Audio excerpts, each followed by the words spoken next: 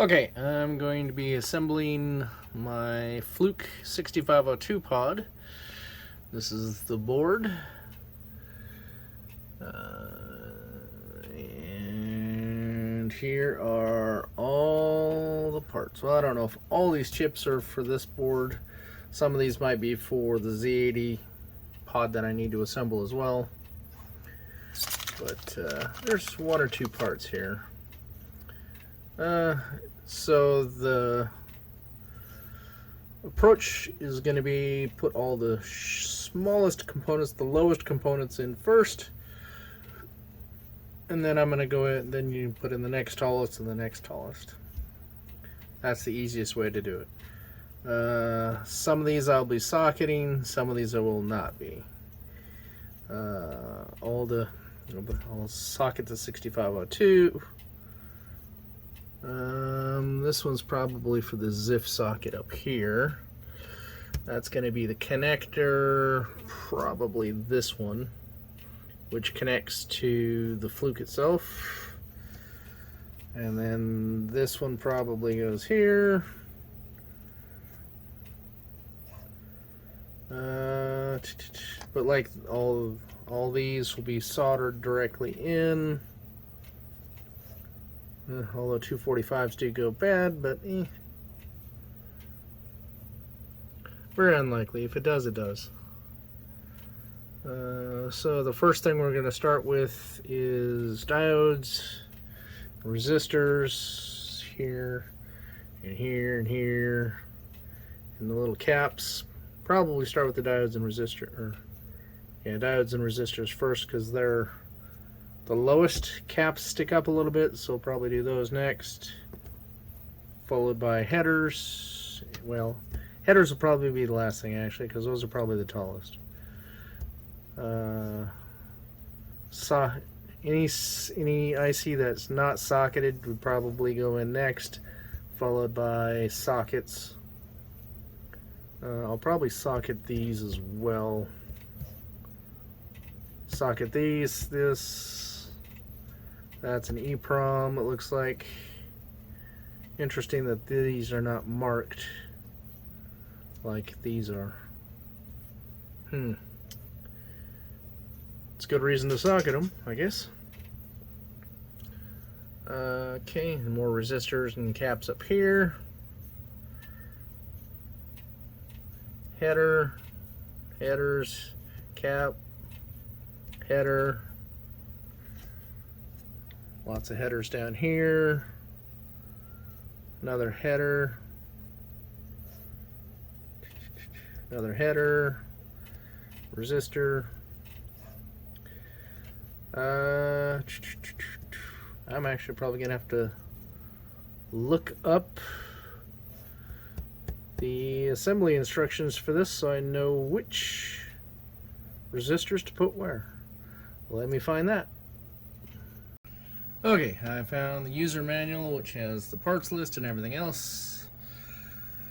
This is what it should eventually look like.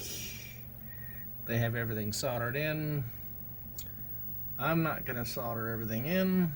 I'll solder in most of it, but not all of it. Some of it I will socket. Because I'm not too worried about them coming loose. If they do, they do. I can fix that. Alright, so revision is 1.2a, which is the same thing as the board here, so that's good. And here are all the parts and their values and where they're located. Okay, and I'll go ahead and show that. I went ahead and organized all the parts into little piles here to make it easier to find stuff. Don't know what the color values on the resistors are, so I'll probably just go ahead and use my meter to ballpark it. Unless there's a couple values that are like super close on the resistors. Then I'll have to look up the resistor codes. Hopefully all of those Zehners are the same value. Let's take a look in the parts list here.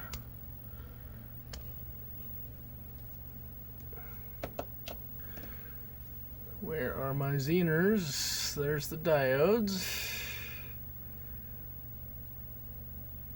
Okay, interesting. I'm gonna have to look at the part. Well, no, I only have 2 diodes in my parts. I know I have 1N4007s. Pretty sure. Yep. The 44. Okay. How many of those? There's 2 of those. And then 22 through 25.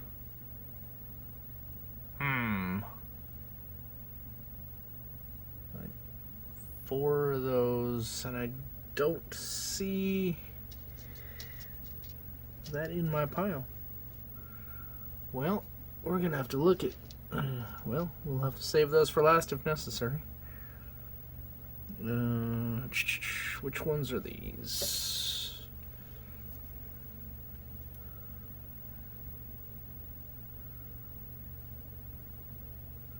Yep, the 1N4007s, there are 2 of them. Those came with the kit, so I don't know why I'm missing the 4. Unless those are the Zeners, because I do have 4 of those. That might be what those are. Let me see if I can.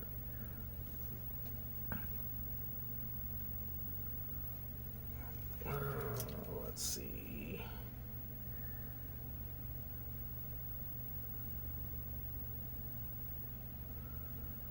Yeah, these are tiny, tiny print. 4148. Yep. All right. So that's what those are. I don't know why they didn't put them as ZD instead of D, because they're Zener diodes. Well, whatever. Okay, I know that I have those. Lots and lots of jumpers. Look at that, 13 jumpers. Good grief. I'm looking on the board to see where. Oh, there they are. Not a big deal. Alright, so let's start with the easy stuff. Let me rearrange my camera here to hopefully be able to.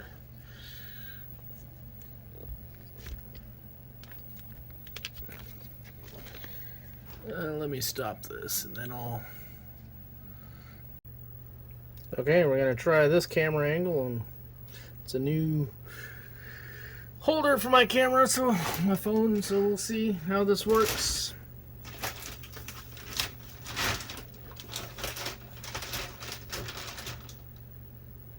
Hopefully it's good enough to see.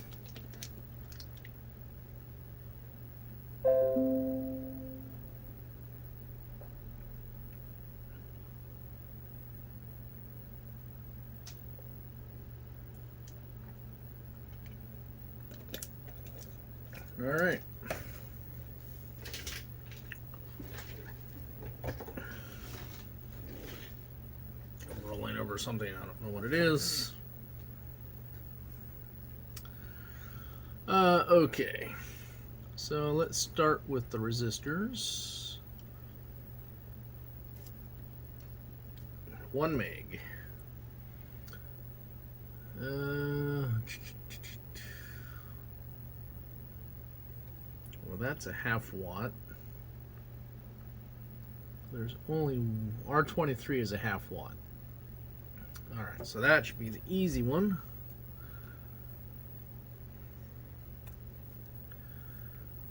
R23.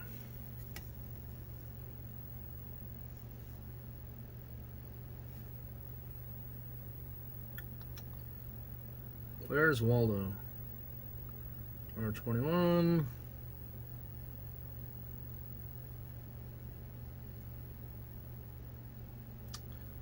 And we're off to a good start. Can't find R23. So you got 7. 1, 2, 3, 4. Yeah, okay. What's that, guys? Goes 1, 2, 3, 4, 21. There's R23. I should have a tool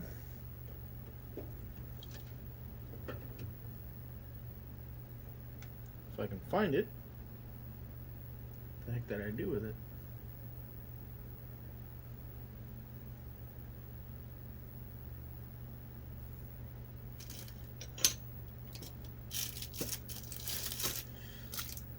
Welcome to the wonderful world of tools where you can't find what you want. Well, I put it somewhere and I have no idea where I put it. It's a tool for bending resistors.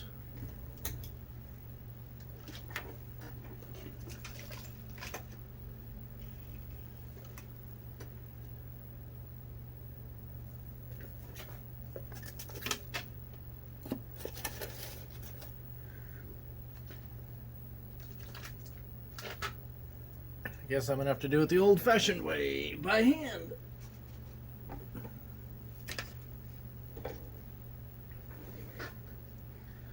All right. R23.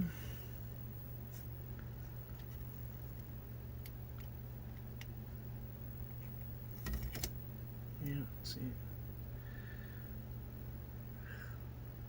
Don't like that.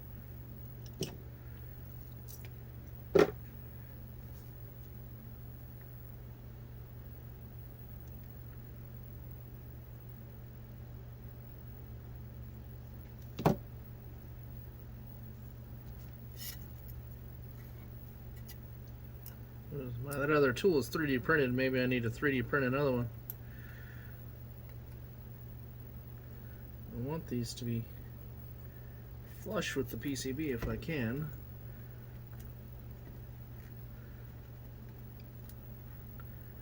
There we go. That, and then we bend the legs out. So I'm going to install the resistors and then I'm going to solder them. So R1 is 1 meg, so 1 meg is going to be pretty big. Okay, we got some singles. These are all the singles. Okay, so that should actually help me out. 4 of those. Those are 1Ks. Then I got the 3. Those are 120. Number 2.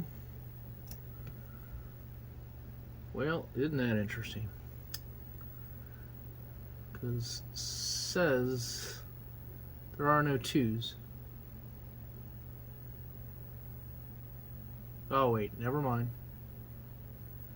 Those are 51 ohm. These 2 are the other 2 because the other one was a half watt. And those are 120 ohm. And then we have the 3 separate resistors. Alright, so the single 1 meg. We need to find 1 meg. I'm gonna cheat.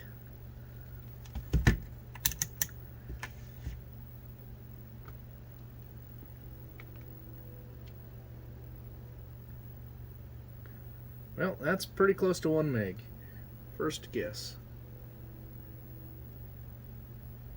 That's 362. Oh, sorry, 326. 326, that's close to a 330. And 3 point something K. That's the 3.3K. So that one will be last. Then we had 1 meg. Okay.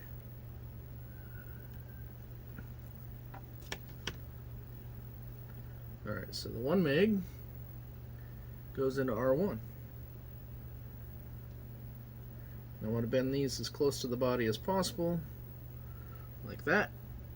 And then R1 is here.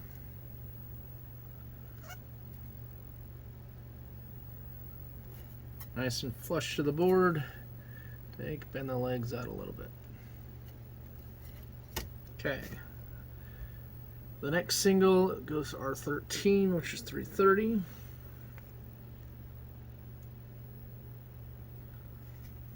R13. Nope, helps if I bend it first. Bend it down, and then R13.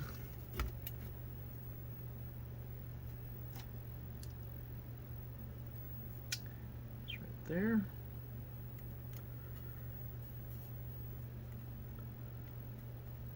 Sometimes you can have to pull and push at the same time, pull from the bottom, push from the top, so that you're nice and square. Bend them out a little bit out to hold them there.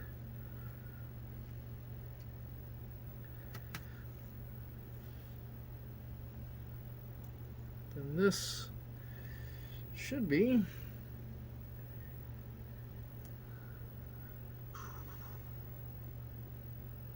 R14. And then we'll go back and verify that we got the right ones in the right spot. Hate to solder this all in and go, oh, wrong one.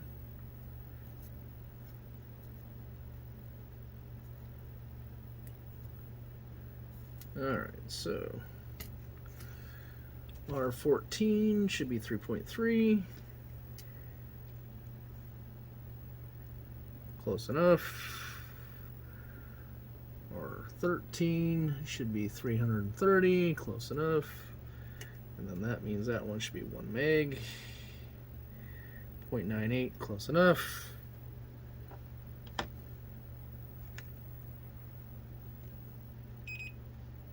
Yeah, we're on auto. Okay. So now we have 3. These are going to be R4, R7, and R8.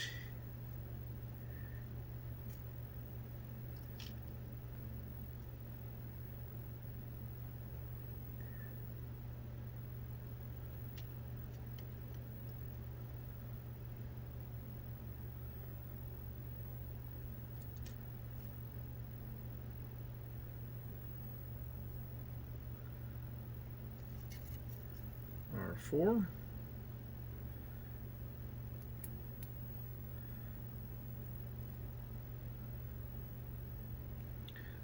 Direction doesn't matter, but if you want it to look pretty, try to get the bands going the same direction so that the tolerance band is all on the same side. Doesn't have to be that way, but whatever.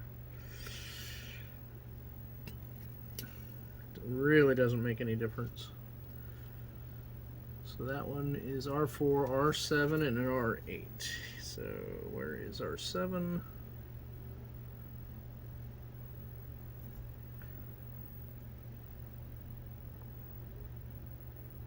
There's R7.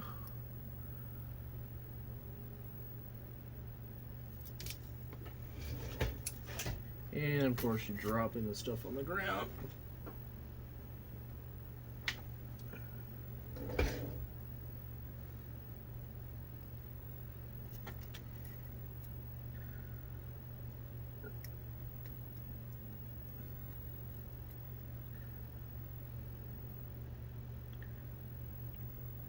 Okay.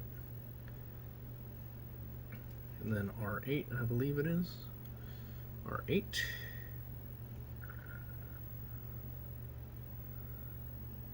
I was R8, where would I be?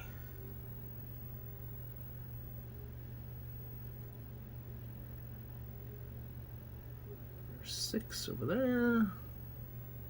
5.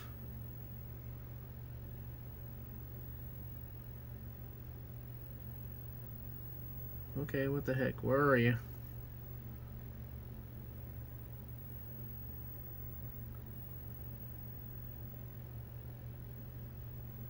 Did they not group this stuff together? Where the heck is R8?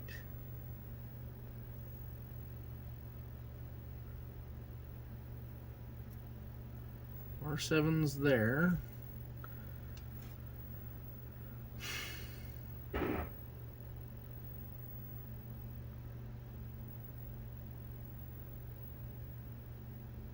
I am blind, but I didn't think I was this blind.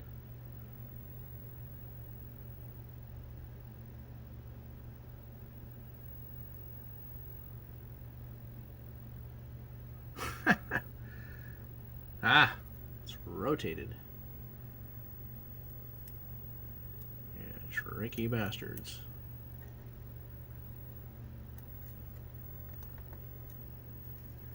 Oh, come on.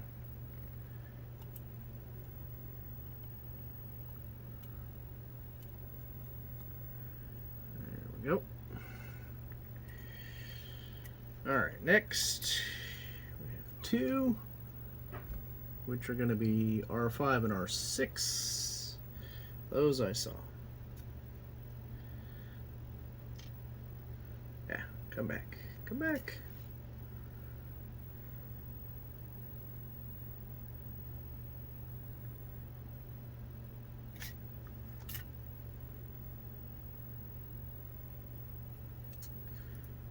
R5 is up here. Raise that a little bit.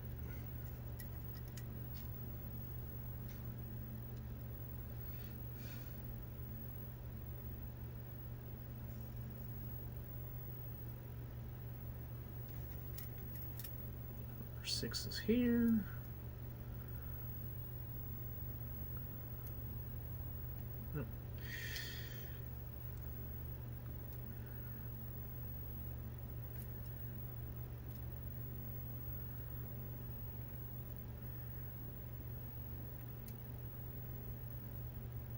Okay.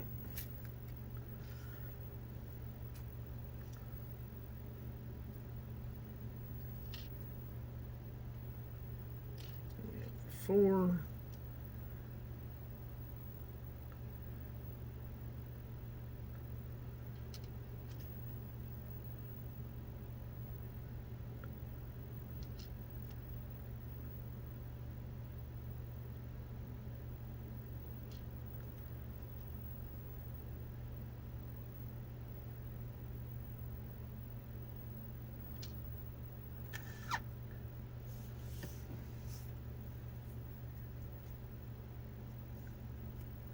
Those 4 go in R2, R3.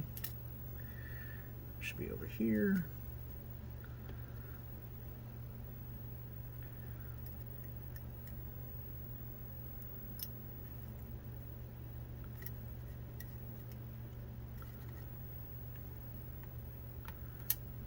R2. R3.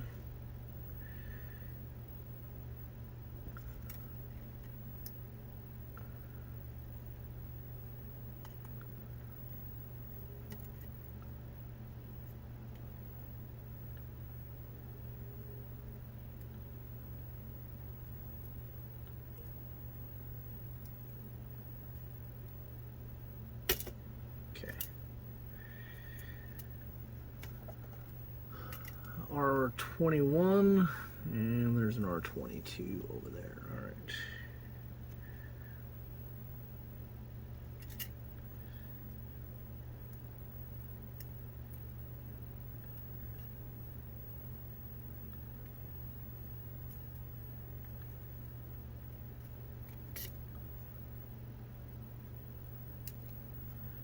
And R22.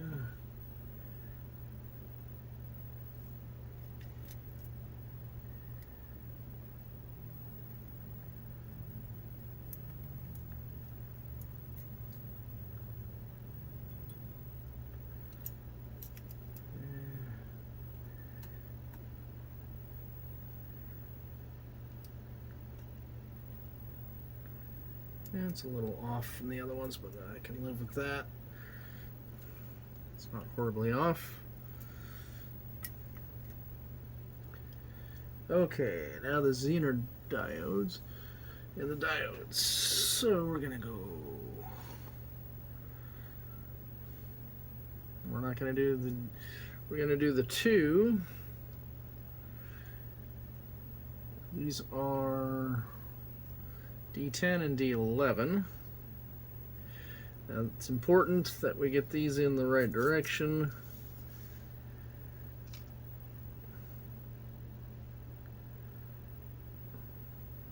So on the solder mask, they all have the band showing which way they are.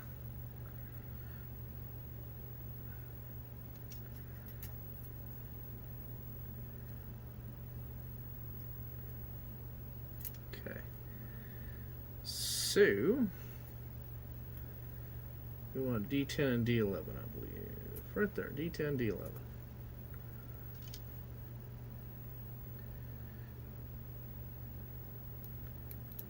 Get the polarity correct.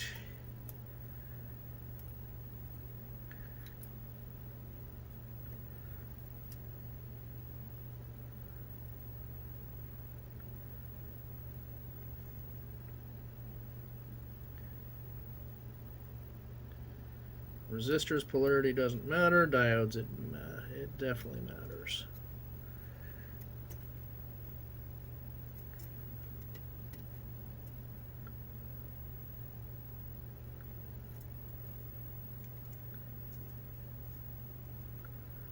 Okay.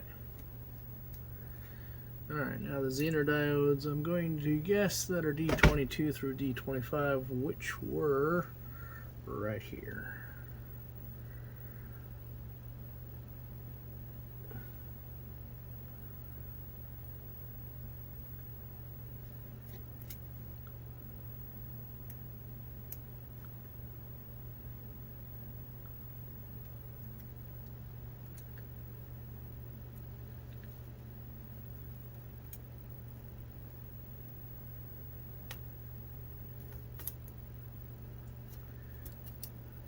It's not going in as nicely as the resistors did, but that's fine.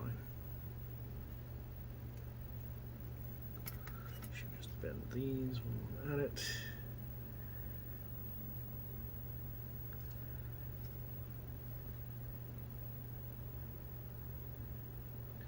I had that little tool, bending tool, which I don't know what happened to it. Since I set up my new bench, I put it somewhere safe.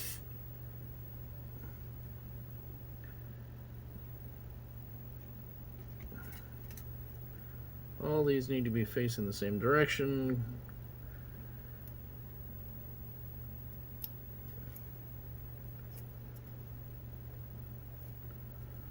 That one actually went in better than the other one did. All right.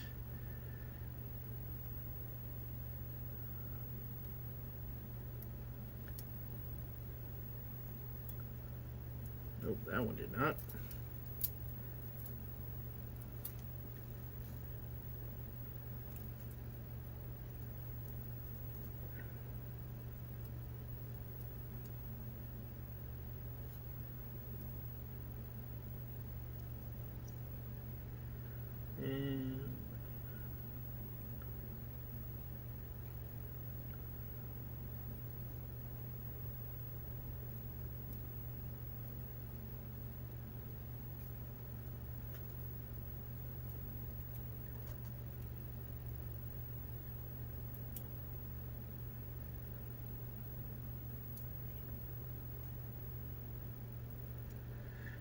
All right.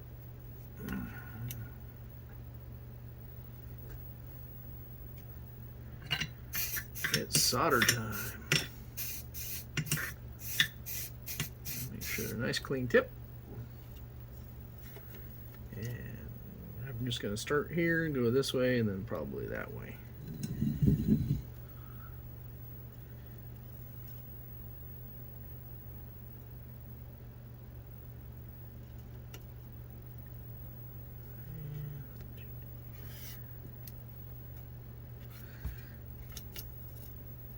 You want it to show on the other side. You don't want a big ball on the other side. You don't want a ball on either side, really.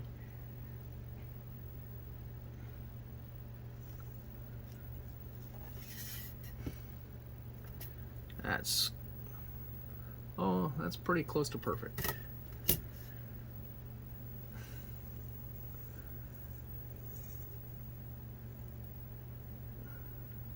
What I might do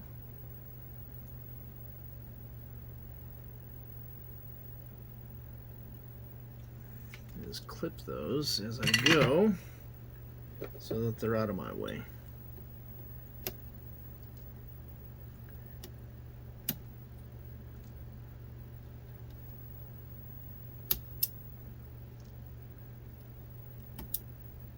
Make it easier to solder without extra stuff in the way.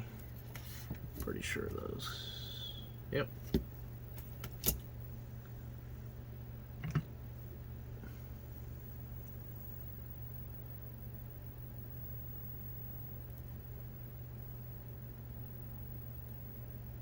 Oh, come on.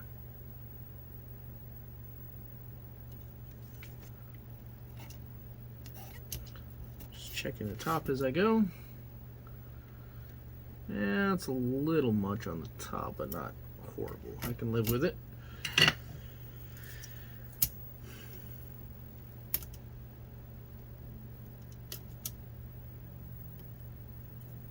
Come on. Get out of my way.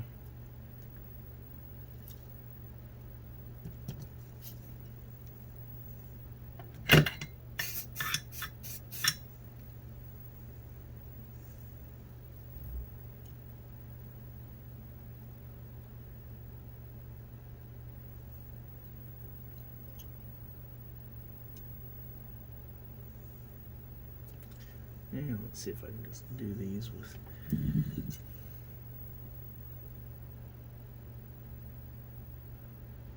just do it this way.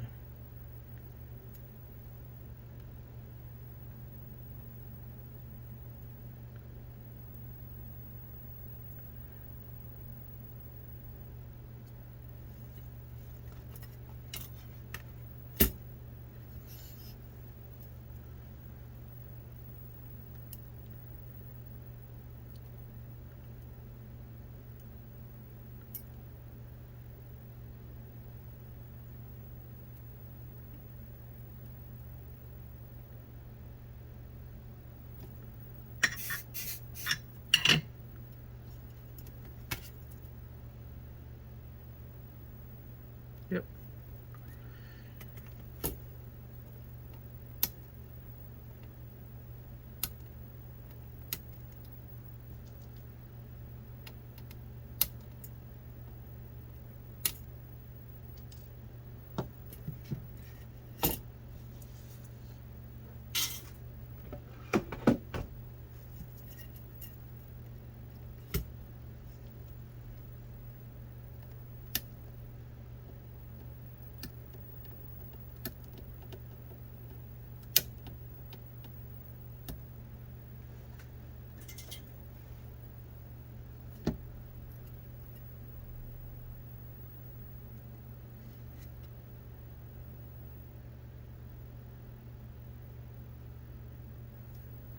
Looks good to me.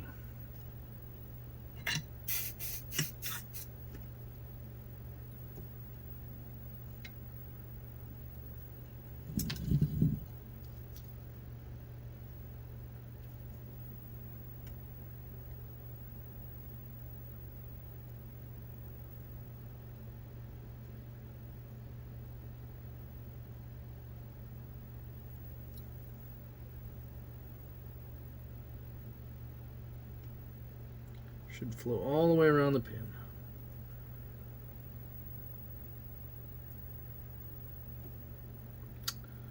Yeah, that one's not great, but it'll do.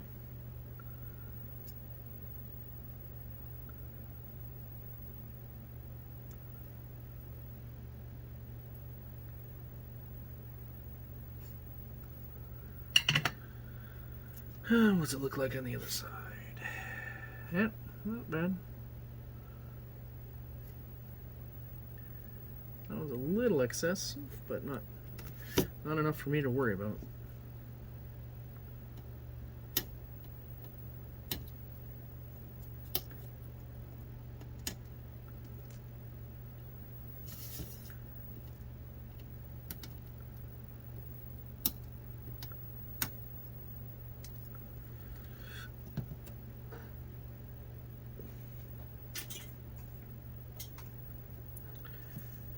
It's a good idea to keep some of those legs around because they come in handy when you want to do a jumper.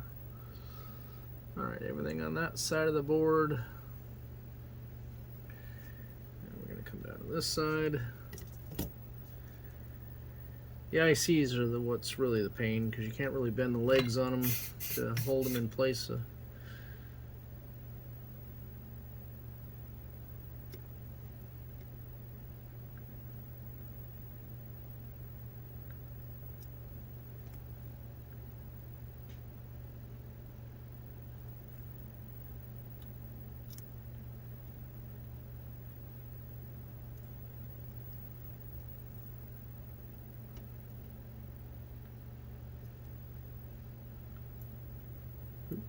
Come on, solder.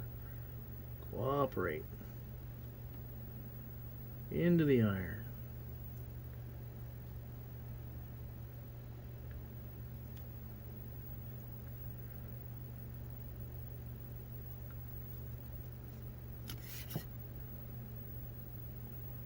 If there's a little too much on top, you can always heat it up from the top, but those aren't bad. Actually, some of those are pretty good.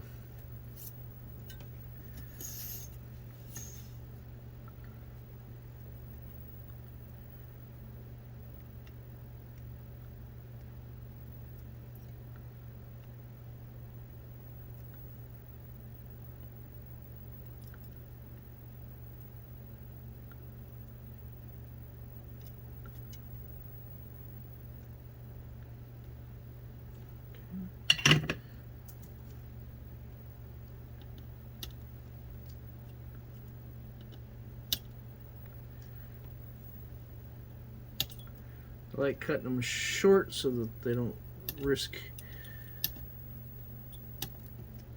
getting bent over and touching another pin. The downside to that is if you have to take it out to check something, then it's a lot harder to put it back in. But it's doable.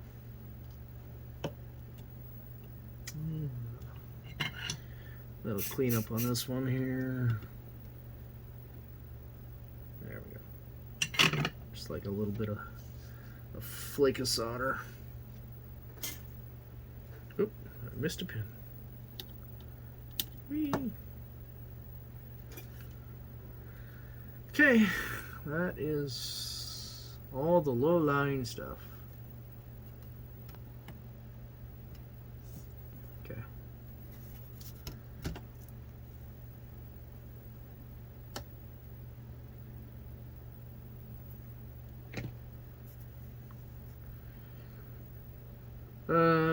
Next is going to be, what's the next lowest thing? Well, probably all the caps.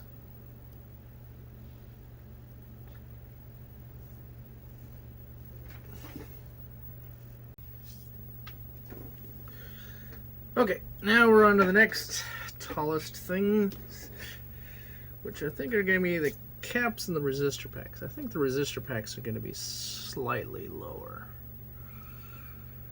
Are they the same? They are not.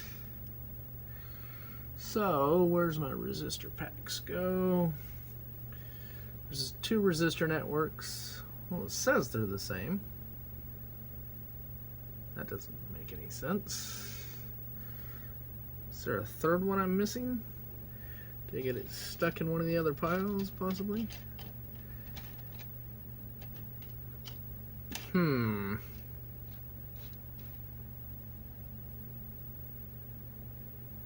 I missing one? Let's take a quick look. Could have mistaken it for a header, but I do not see.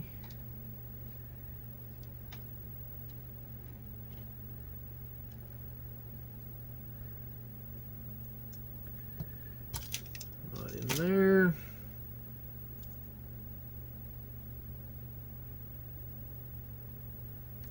Okay, well, let's see. That's why I can't see the third one. The third one is third one is probably one of these.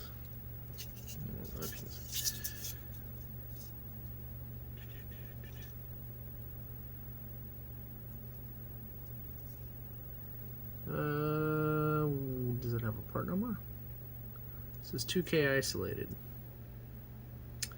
Great.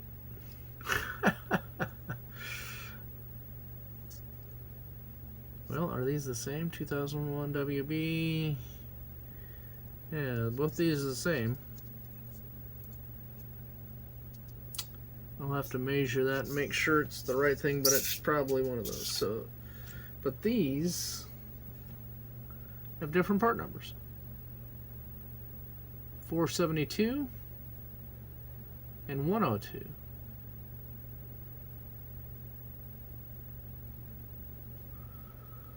So what's up with that?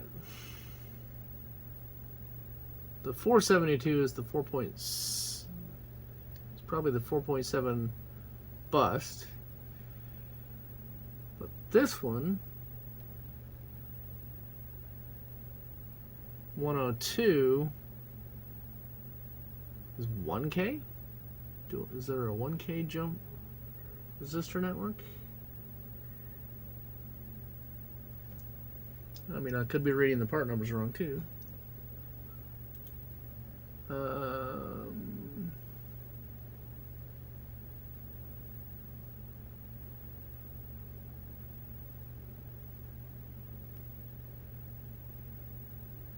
Well, do I have... Okay, so what does... It calls for a 4.7K bust 10 pin. Are they the same number of pins? They're the same number of pins. They're both bust. I think that's the right one, and I think that one might be the wrong one.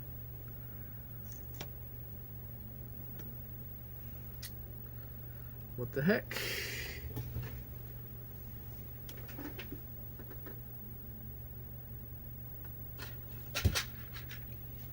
I have one or two of these, so these are used on Galaga and Bosconian.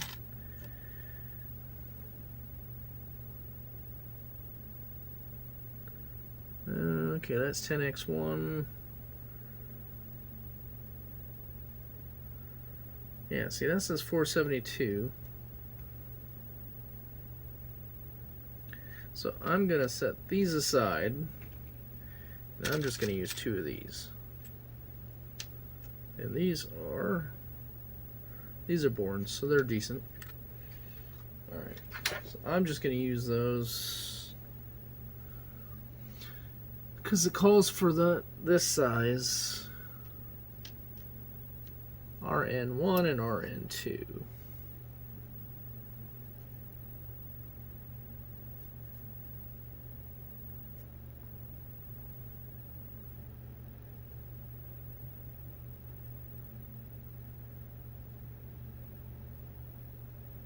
Well, there's RN2, there's RN1.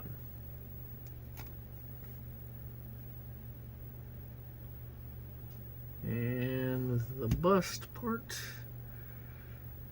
so they're going to go in this direction. So I'm going to do one at a time here.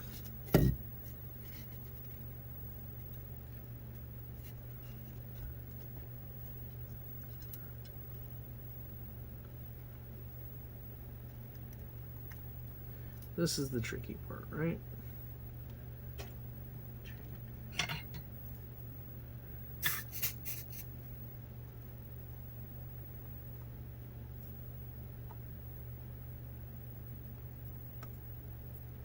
There we go. I just need it to stick on one pin. And then I can do the rest. If you're super anal about it, you can get it so that they're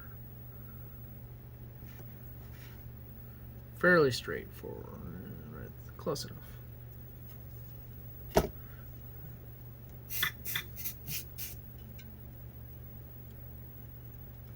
It's important that you get these in the right way. They're marked on the board.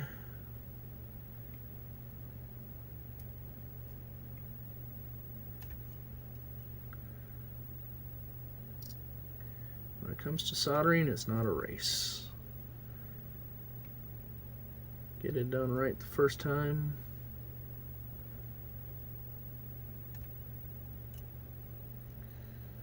If it takes a little extra, it takes a little extra time.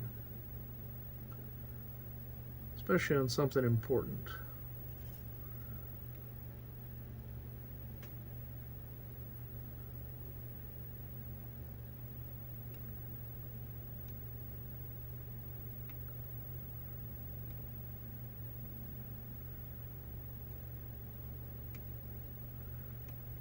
Just putting a little extra on here because they're bigger pins and they're vertical. Okay, now the other one.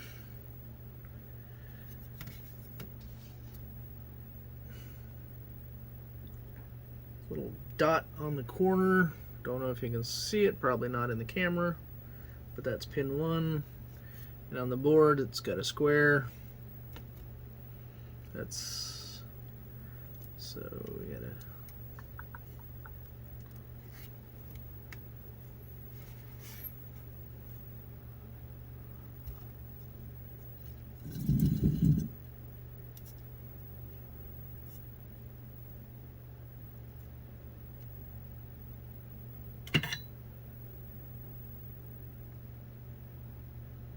That's all it takes.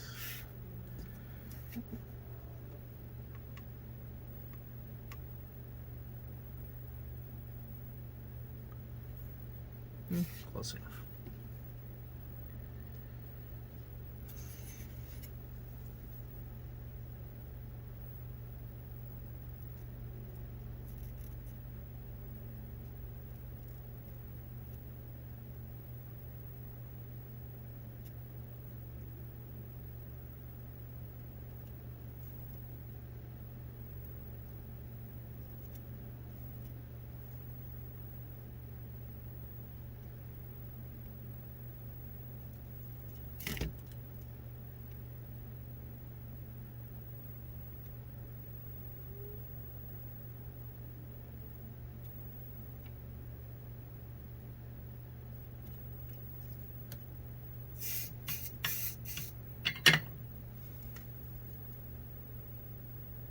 Beautiful.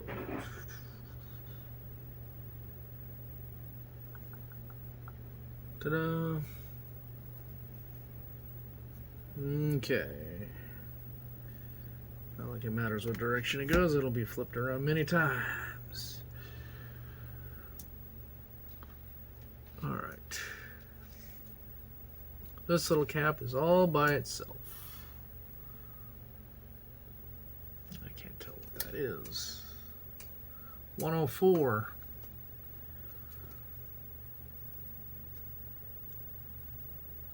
That would make it 0.1 UF. And that goes into C4. These caps, it doesn't matter what direction they go. They are not polarized. C10, C9, 3. Why? Okay. That's annoying. It typically should be in order so that it's easier to find them. Because it goes C3, C26, C11, C1, C2. But I want C4. And of course, C4 is probably going to be on the opposite side of the board, isn't it?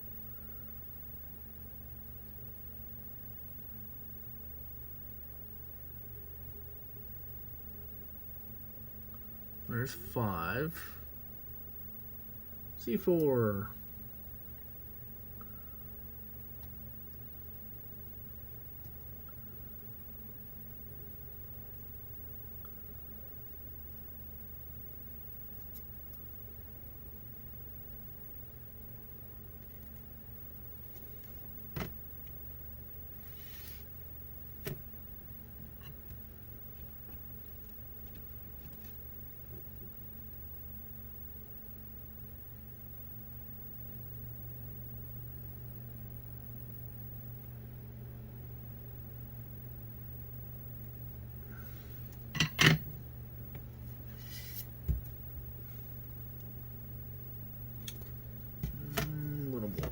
solder it.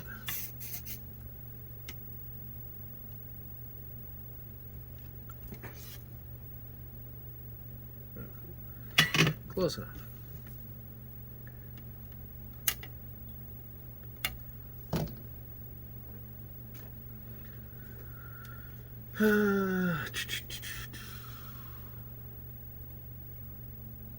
Well, let's grab, I don't care, we'll just grab any TTL.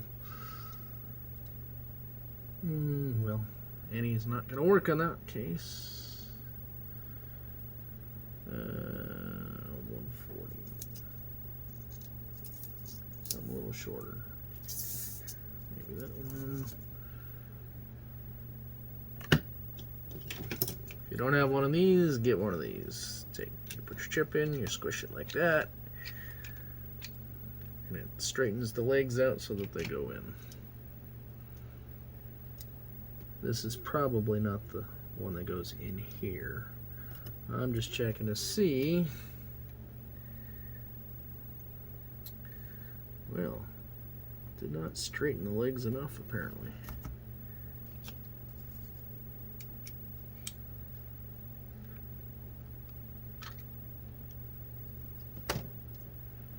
Just checking to see if it's going to be lower than the caps or higher.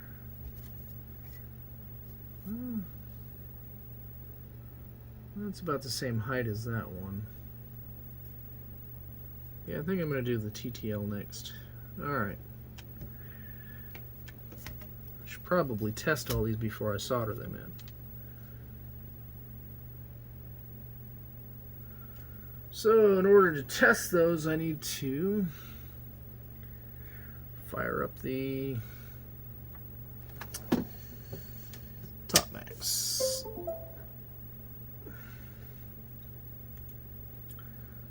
The last thing I want to do is solder in a TTL that does not work.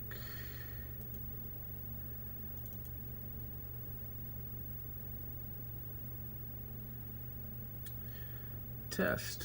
IC test. We want... Alright.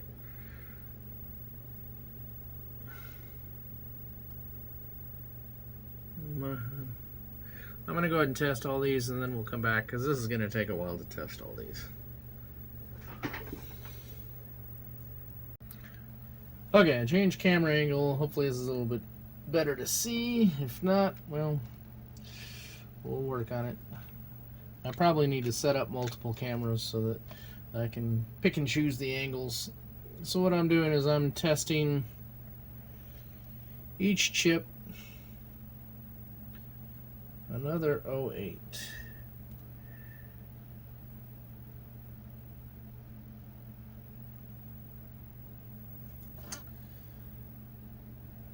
Yeah, see, that's the HTC04, and I just now found the HTC04 spot.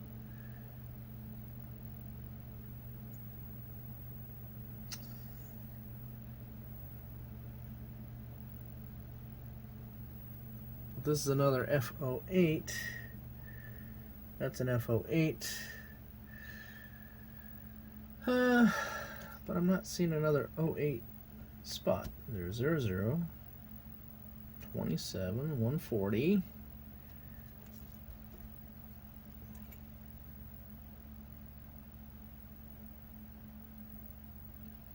Is this an extra one? If it is, I will not test it.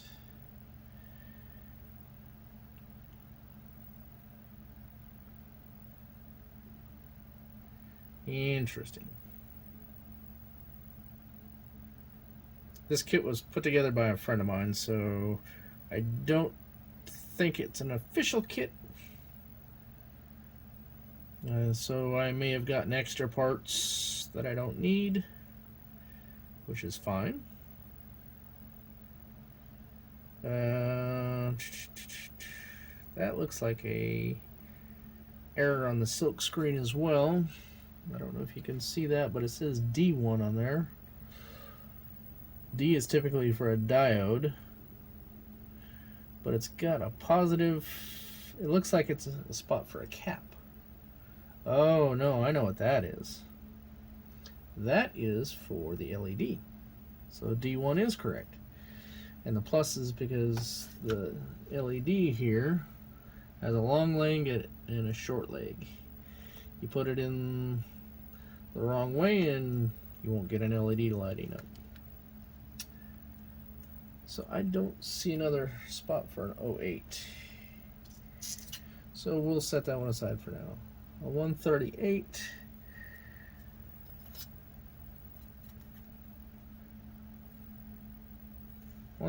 Right there. So we're gonna go ahead and put it in my programmer here. Then we're gonna go to the test. Pick 138. Test. And it passes. Since it passes, we'll put it in the board. So what I've been doing is we'll make sure the legs are as straight as possible. Make sure the notch follows that notch. 138, right? And they're F series, I don't know. Then what I've been doing is flipping it over so that it's flat. And then I'll tack a single pin down.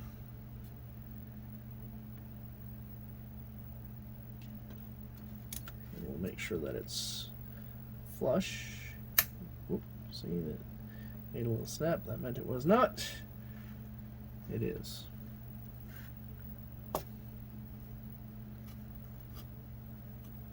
Actually, I did not check these others, so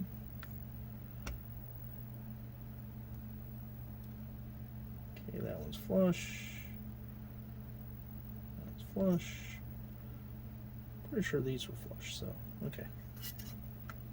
Just tack it in, that way I can verify that I put the right chip in the right place, and I check that I have it in the right orientation.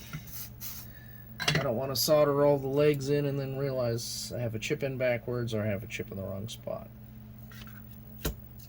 Okay. These are what? 374. ACT 374. That one and that one. That one and that one. So let me grab all my 374s at one time so I can test them all at the same time. And put them all in at the same time. Come on.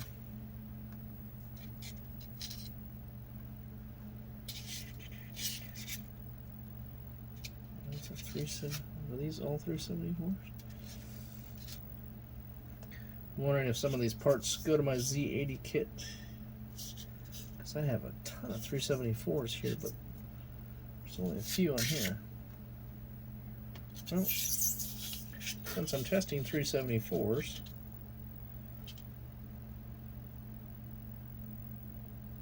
let's just get them all off here and test them. Yeah, this has to be for the Z80 kit as well. That's probably why I have parts on here that I probably don't need. And way too many of one particular chip. So I believe all those are 374s.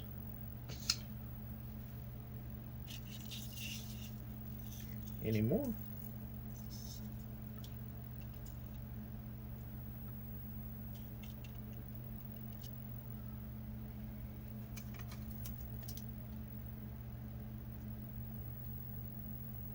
$245s. 245, 245. So I'm pretty sure all these are 374s. Yep.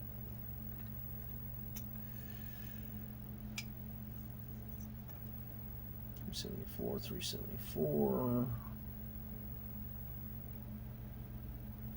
Those are all 374s. Probably will have an extra 8. So squish and test.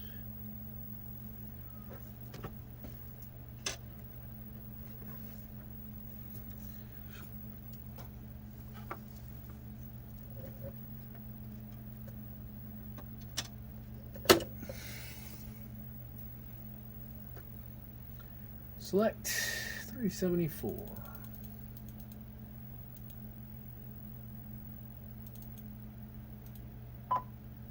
Pass. That's good.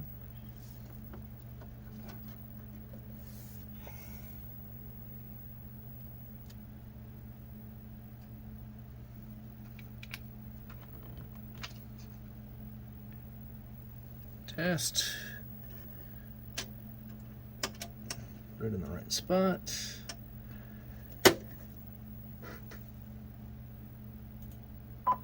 Pass.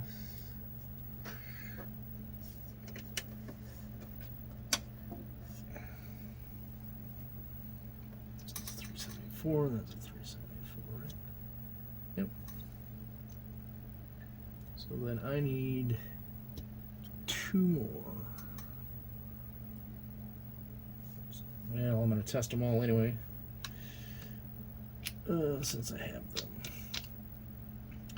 The reason I'm testing all these is because you can get fakes if you buy them off of China, off of eBay or from China.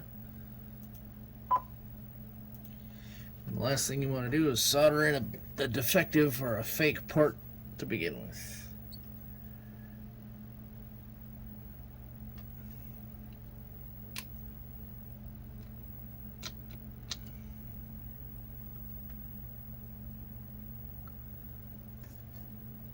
These all look like they're from the same manufacturer. Probably, I wouldn't be surprised if they're the same lot. Test. Pass.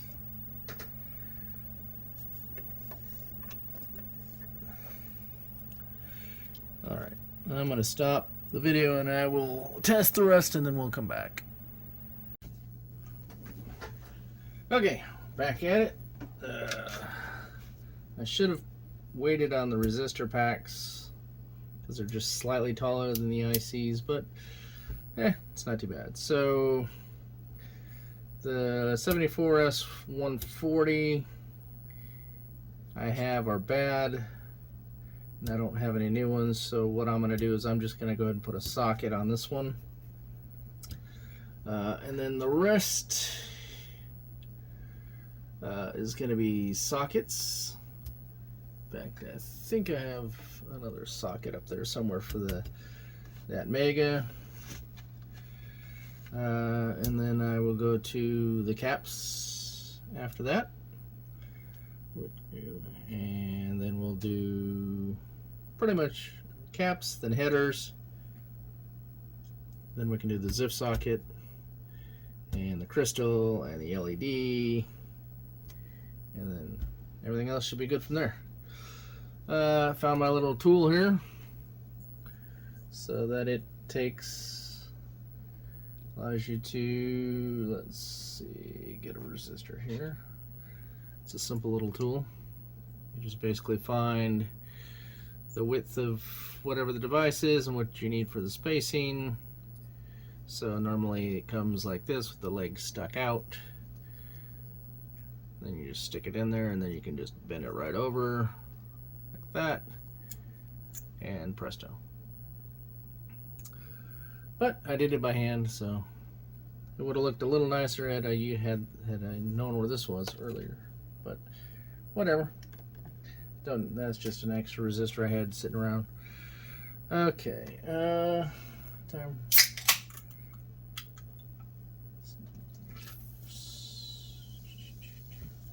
Get the soda running.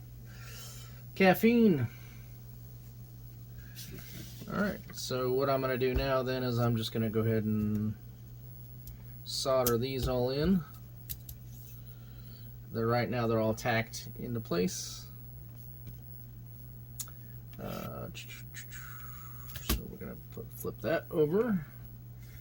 Get out my old man glasses so I can actually see what the hell I'm doing. Won't need this for now, so we're going to put that over there. And I'm just going to start on one side. I guess I could start, I prefer to solder from the sides of the pins rather than like the top of the bottom. So I'm going to rotate here. well, actually there's the two right here, so I'm going to do these two first, then I'm going to do rotate and do those, and then continue on. Always make sure your soldering iron tip is clean. If you have to clean it while you're doing it, that works. Alright, so what I'm going to do is I'm going to tack down the opposite corner that's already tacked down, and that will make sure that the chips are all flush.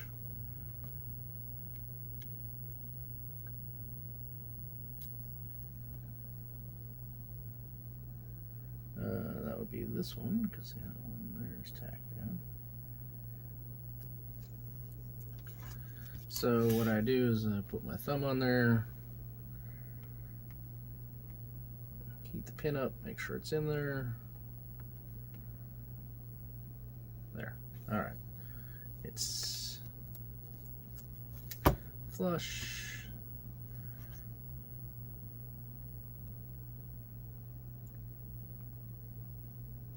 Okay, flush. And to avoid overheating the chips, I'm just going to go from this chip down to this chip, then from this chip to this chip, or whichever direction I happen to start in, probably at the top left, and work my way down.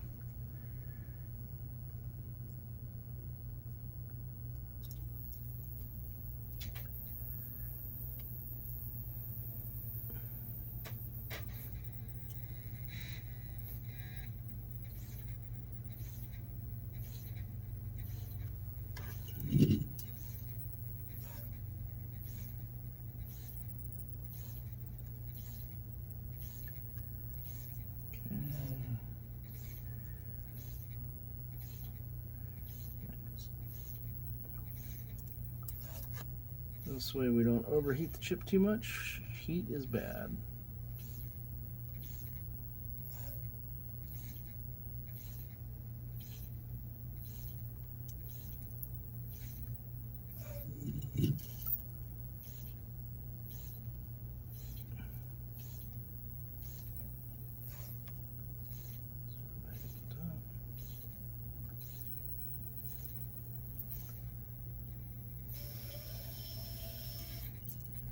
Don't want to overdo it, don't want to underdo it.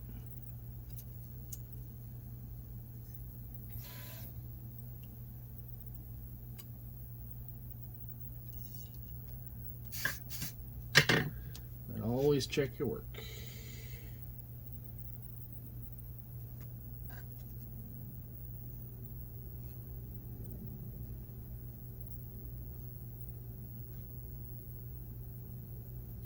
It's a little warm. Warm, but still good enough to the touch. Still got to do that one side.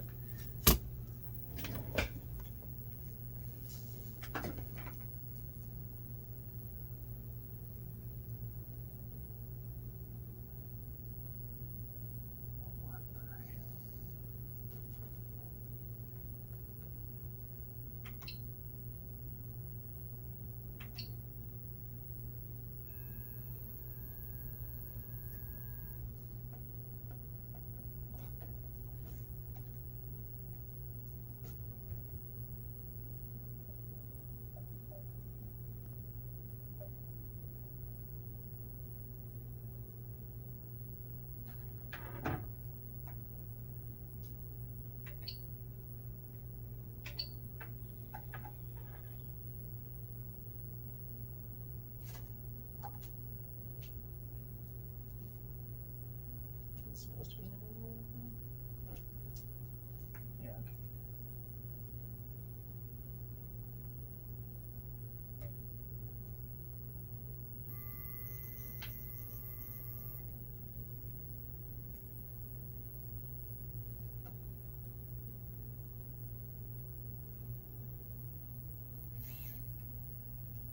Okay. Checking out my 3D print.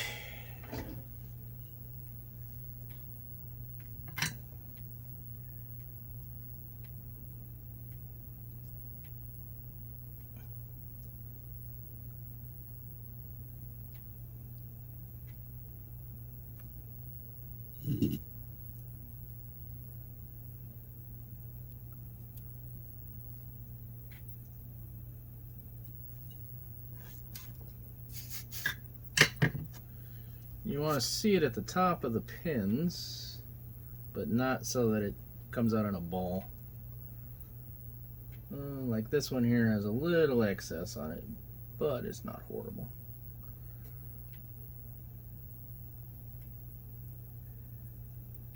Okay. Those two are done.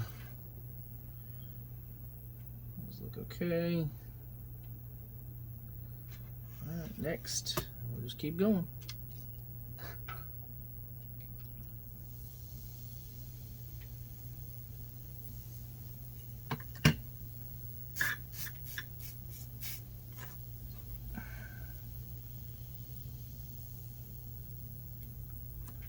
Opposite.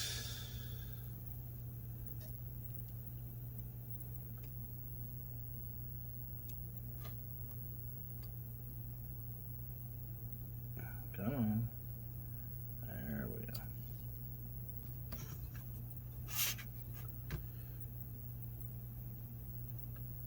Yeah, they're all flush. Okay. You can eyeball it and look to see if they're flush. If they're flush, then you don't have to heat things back up.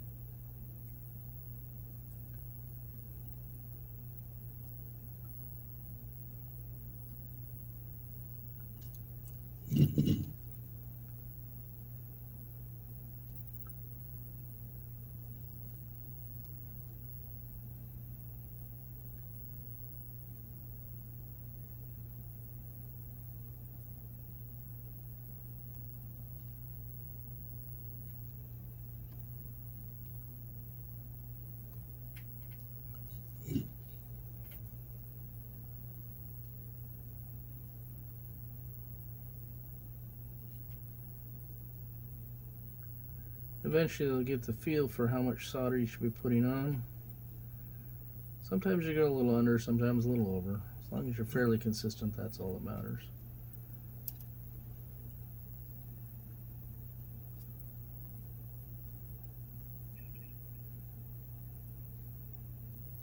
So you get a little excess solder on the iron. Get rid of the extra.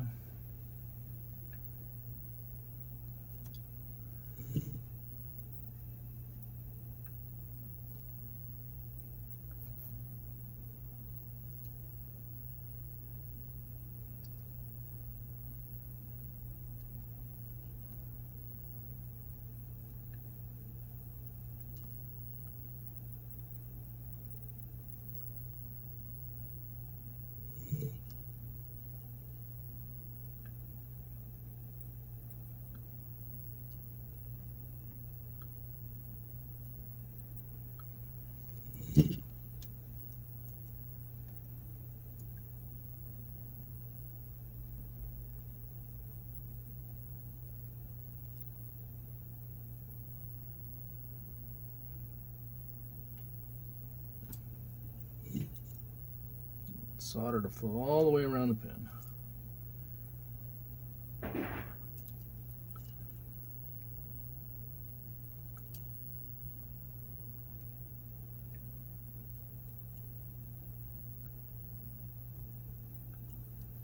Again, not a race, take your time. I'm not doing this as a mass production.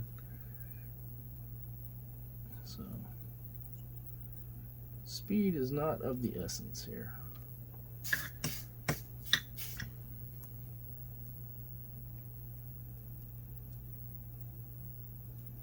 Quality over speed.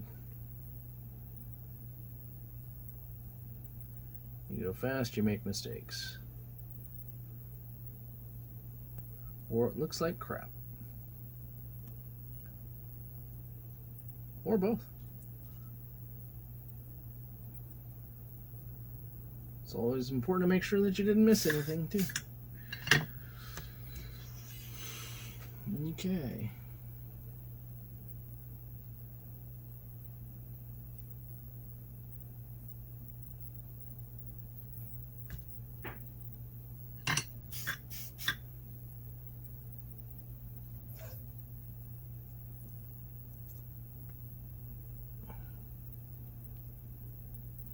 That's a little better. Not too bad. No giant blobs on that side. A little extra solder on some of it.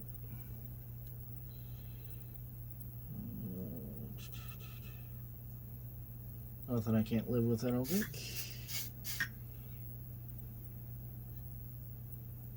Let's see if these are, yeah.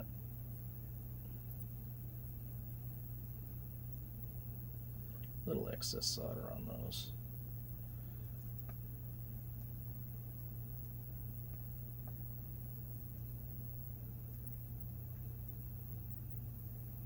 Not bad though.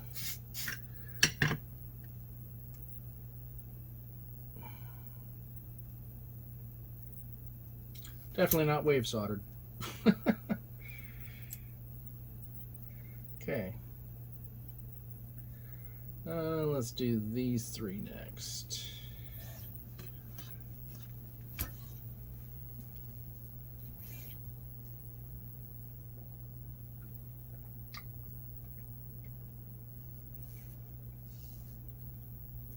Diet Pepsi.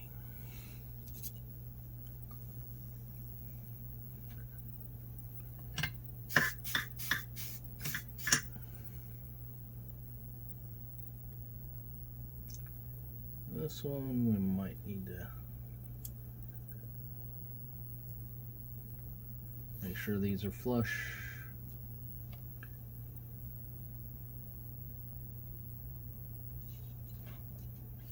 At least that first one. No.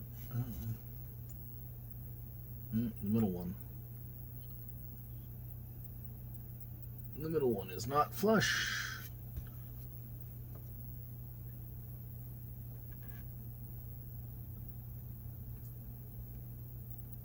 Maybe it is. Maybe it's just an illusion. Yeah, okay.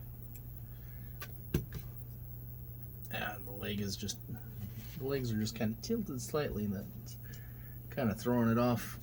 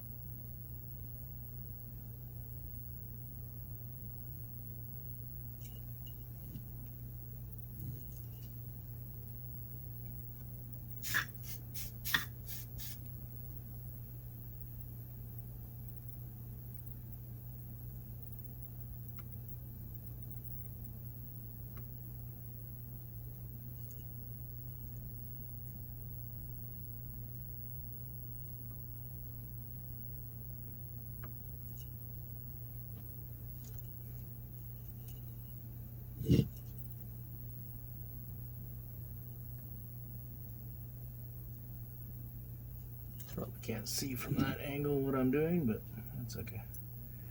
You should get the gist.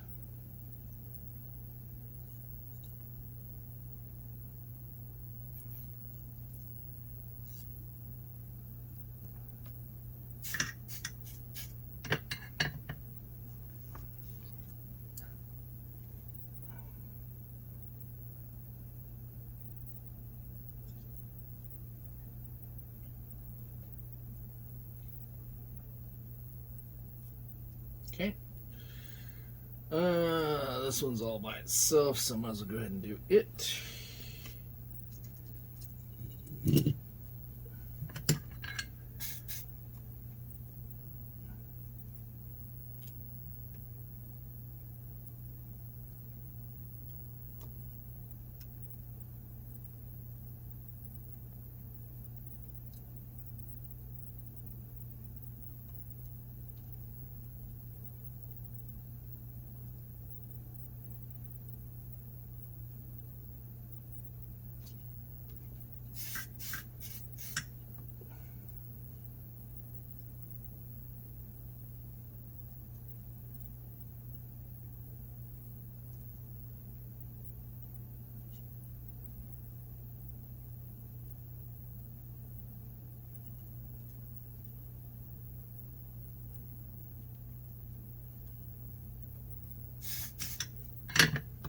Okay, let's take a look.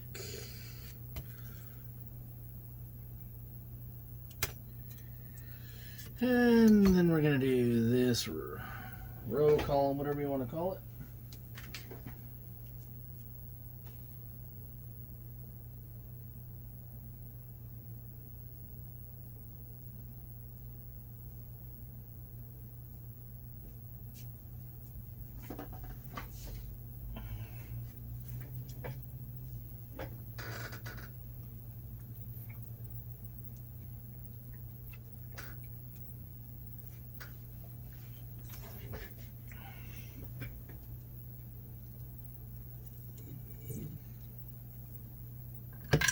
Okay,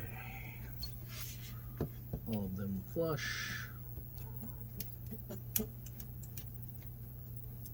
all feel pretty flush. And they're all pretty flat on here, so I can push down on that to make sure that they're flush.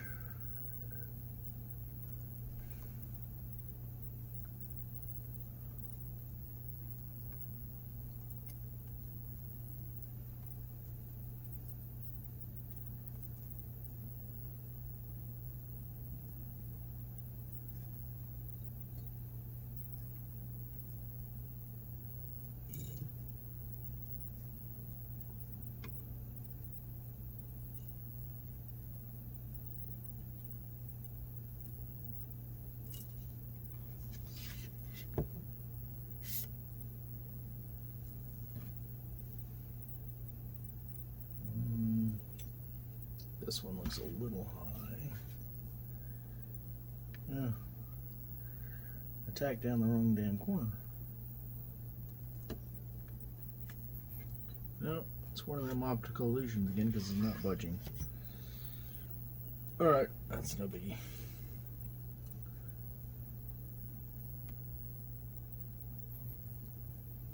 Yeah, there's ones in there.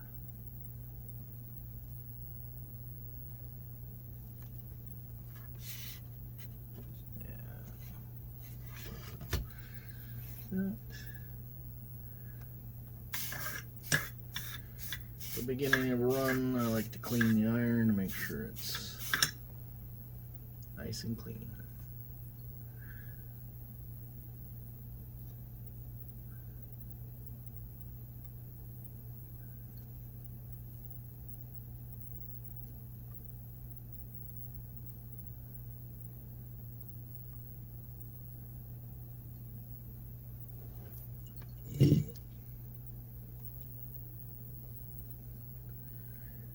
When your iron's cleaner, that means you're less likely to drip solder on anything,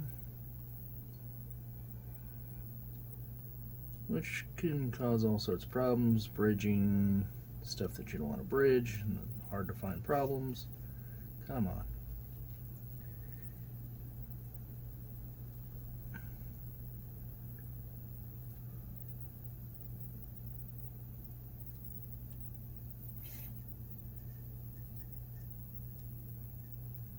Yeah, we don't want to do that yet. Go to a different chip. Let's the other one cool down.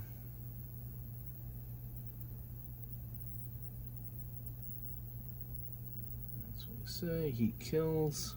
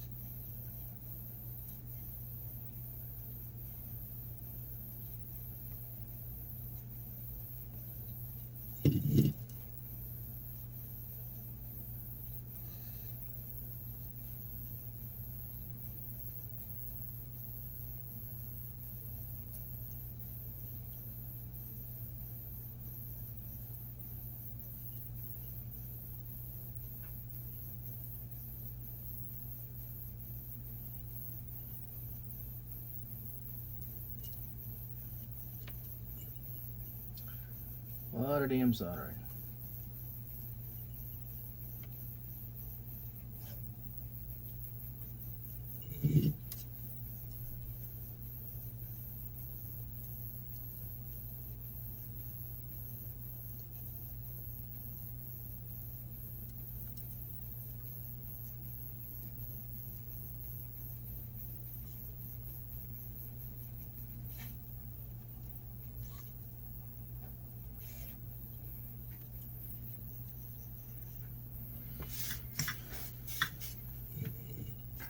Getting there.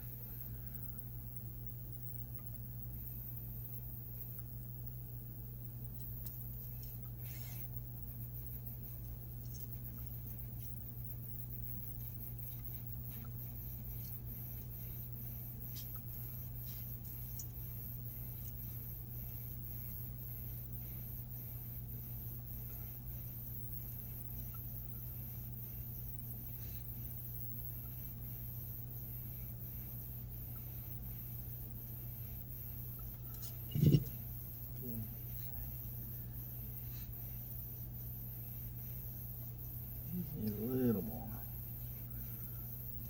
Not a whole lot, just a little bit. There we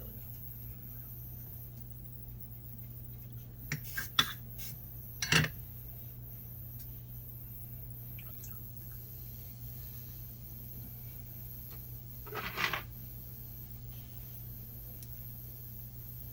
Take a break if you need to. Don't kill yourself.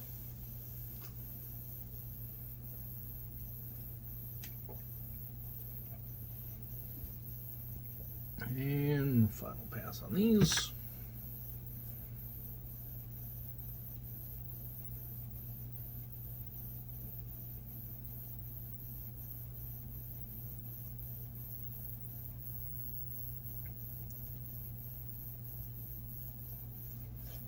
Extra blob on there.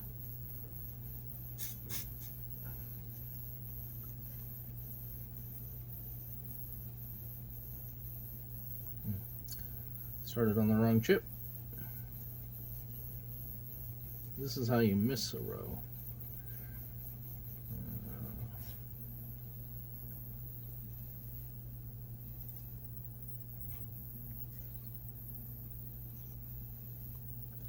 Missed this row.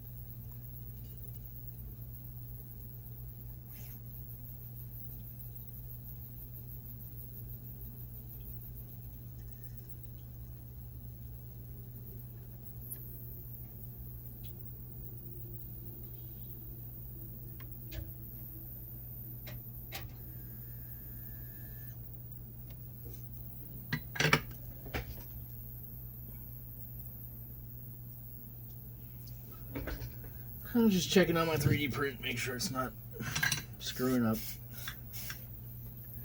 It's just making some weird noise.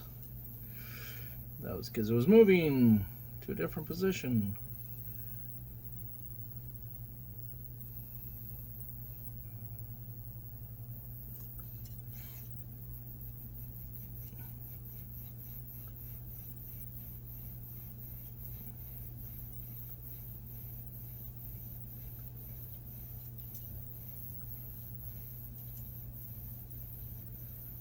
Always wash your hands after soldering too, because of the lead in the solder. Unless you're using lead-free solder, but no thanks. Alright, I'm going to flip this one around because it's very close to another set of pins and it's easier to do it from this side.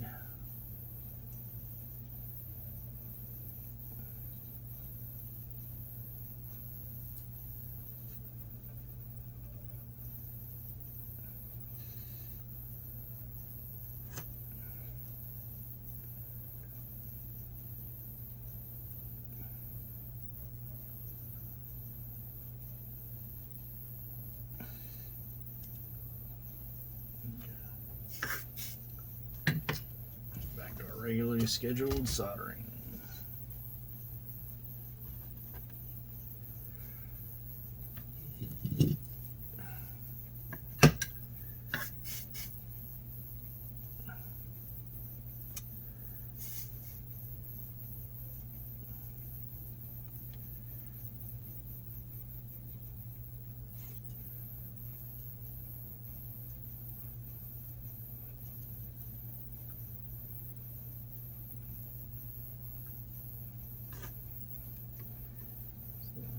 See it better though this way, who knows.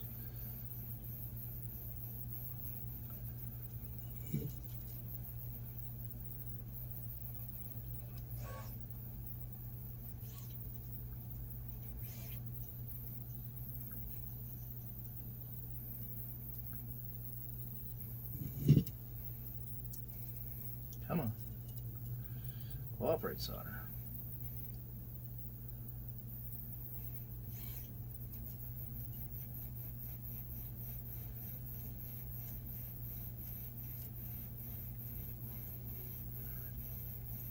Also, the smaller the diameter of the solder, the better usually, because you can be a lot more precise with how much you put in.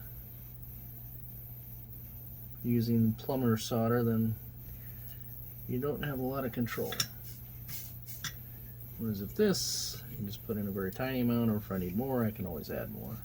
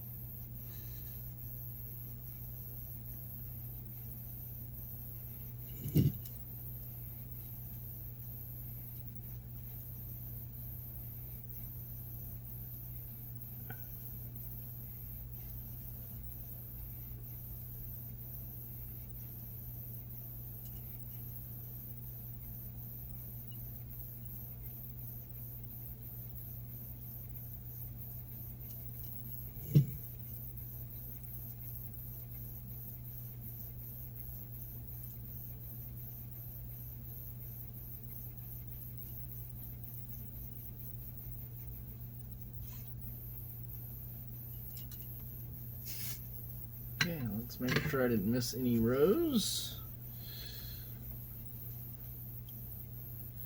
Make sure I didn't hurt any giant solder blobs or anything like that. Everything looks good.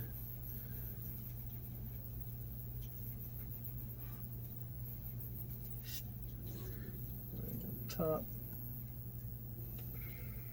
And they moved a little bit, but nothing that I'm going to worry about.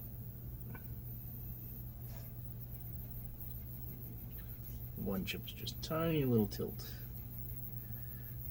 Barely enough to, but you have to sit here and look at it at an angle to see it. Not going to redo it for that. Waste of time. Alright.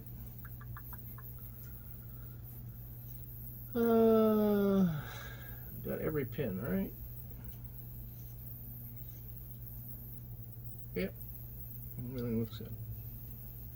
So now, actually I'm waiting to get some machine pin sockets for this because the protection modules, wherever they might be, these have machine pin pins, and I don't want to use a regular leaf like this. I want to use machine pin sockets for that, so I'm getting some of those this weekend, but the rest of the stuff can just be regular sockets. So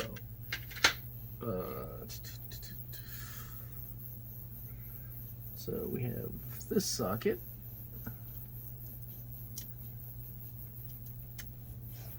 and I generally do one socket at a time.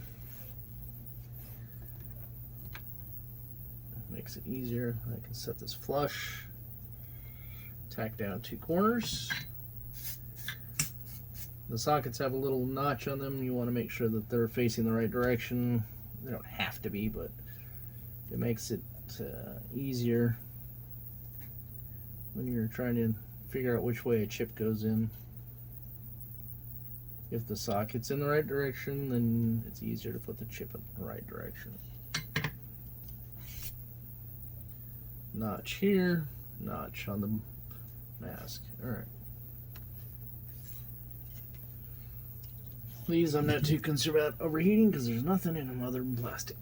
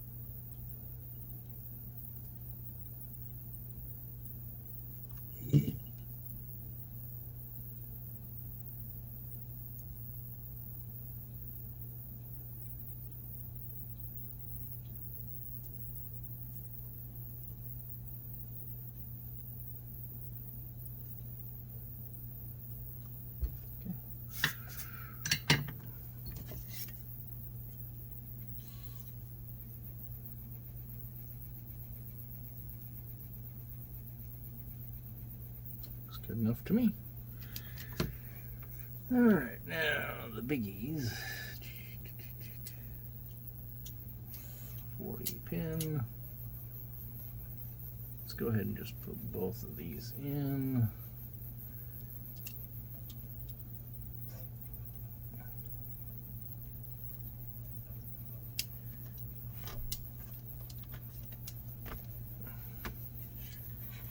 This is going to be interesting, I think.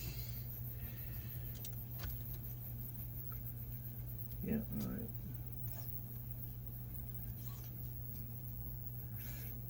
We'll move the board here in a second as soon as we're done tacking it. Tacking these in place.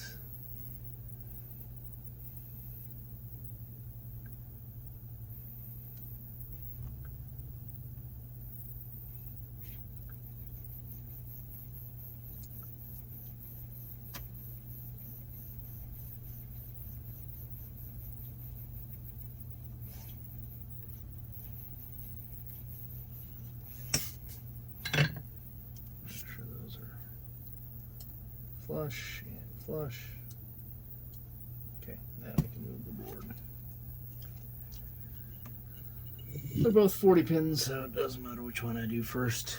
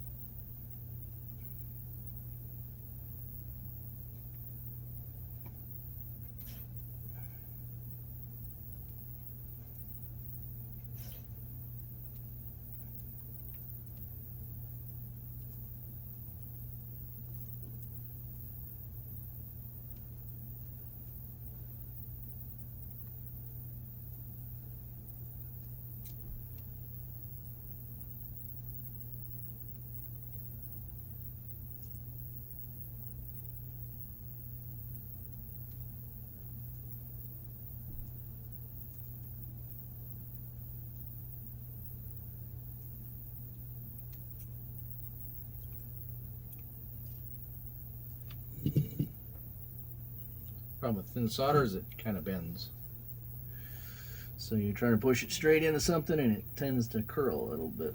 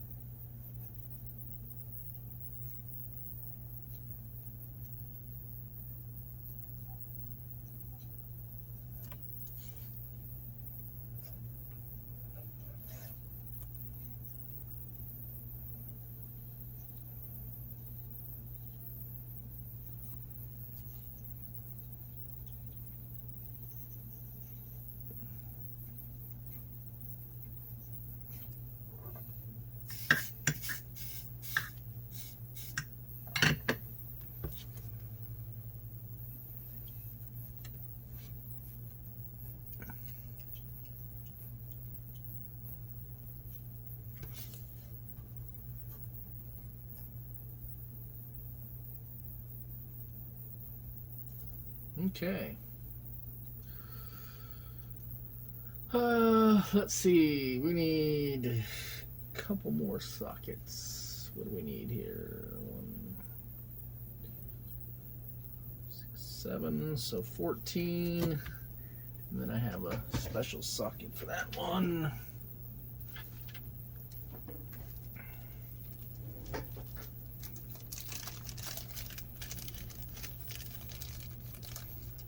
There's a big ass socket for the for this one.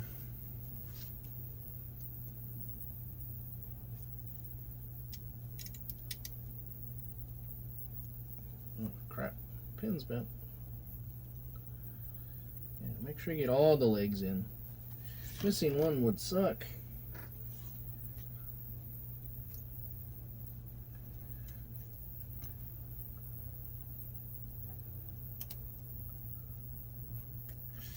Alright, gotta bend these out a little bit.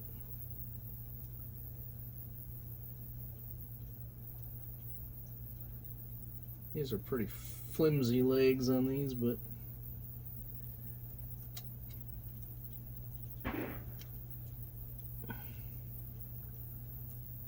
almost. There we go. Let's go ahead and do this one first. That's good.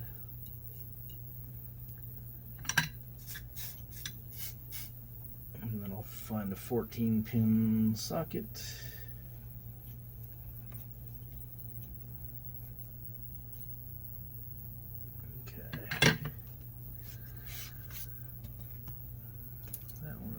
Flush.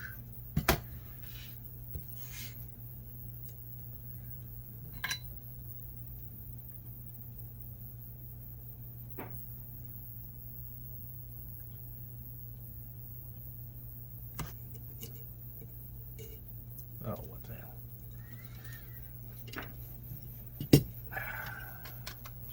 It's no fun when your solder gets all twisted up in your spool.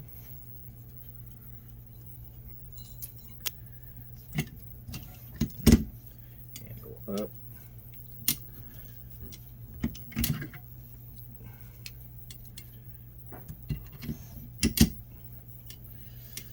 That was weird.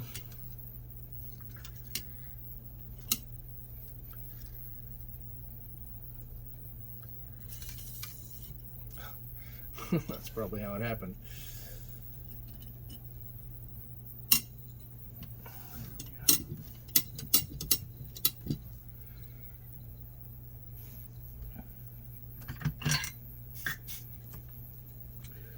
Alright, where were we? Alright. Back to our regularly scheduled program.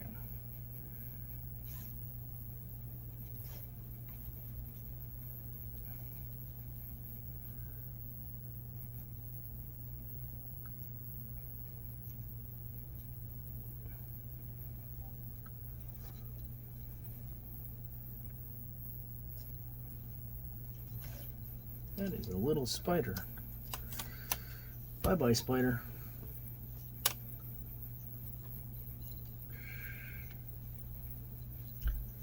Don't know where the hell he came from, but he is no longer with us.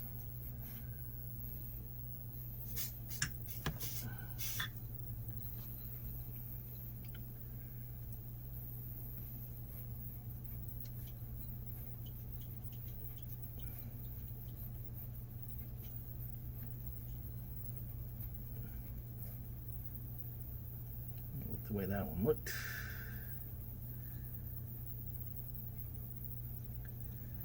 If you don't like the way something looks, fix it.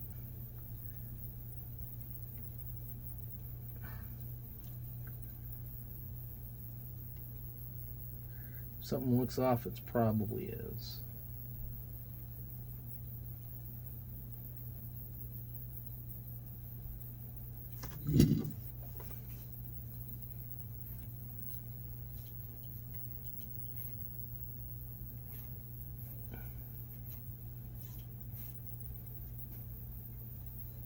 Okay, let's take a peek.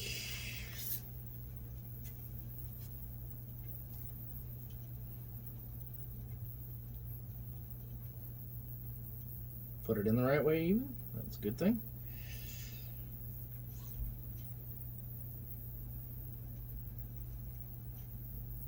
Okay, so I need one more socket there. I think that's it for sockets. We said that was a 14 pin. 16s, 18, 24 is too many. 20 is too many.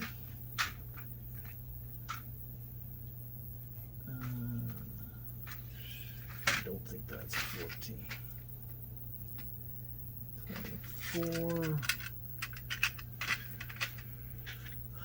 This has got to be it here then. Yeah, there it is. 14.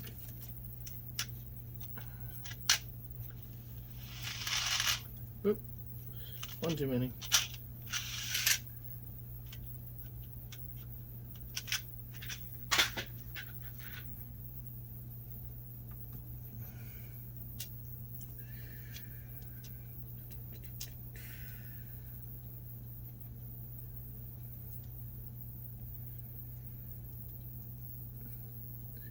When you're putting these sockets in, you want to be careful too that you don't just force it in there, because the pins on here have a tendency to pop out if you put too much force on them, and that is a real pain to push them back in.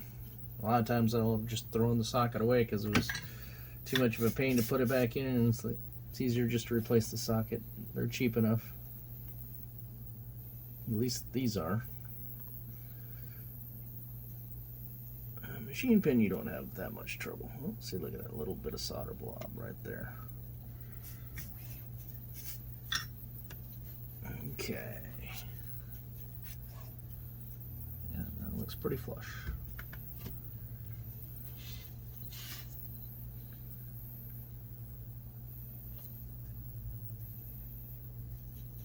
Yeah, there's a little solder blob on the side.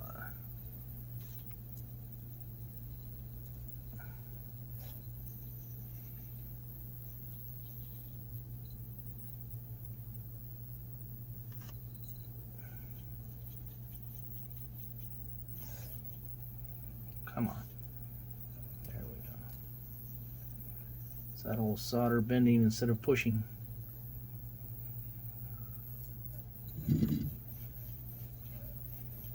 Means I'm not hitting the iron with it. Kind of want to hit the iron in the pin, let it flow around the pin. I do it just a little above the top, and then follow it around to the bottom. Okay.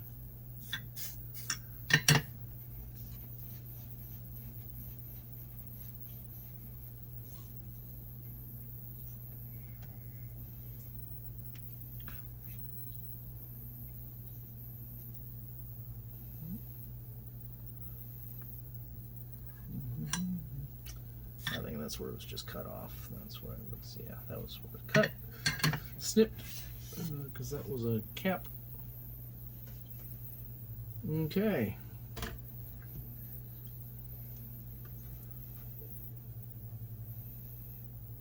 What should we do next? Well, let's take a look at the height of the cap versus the height of the header. So we'll just grab a header. What do we got here? 1, 2, 3, 4, 5, 6.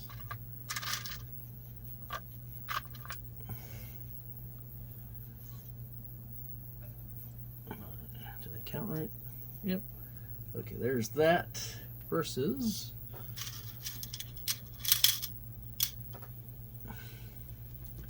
we'll raise this up. That. Caps it is.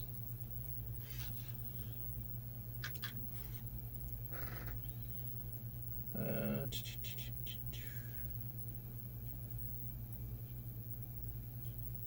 think they're all the same caps.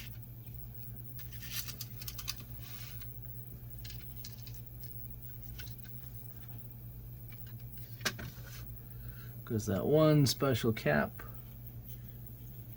well, there was that cap that was different. I think that was the only cap that was different. Everything else should be the blue caps. And these are kind of nice because they're already pre-bent. If you look at them, they got a little pre-bend in them, so I don't have to mess with them. Stick them in, and it doesn't matter the direction on these. These are non-directional. They're not polarized in any way, like electrolytics. Just don't lose them.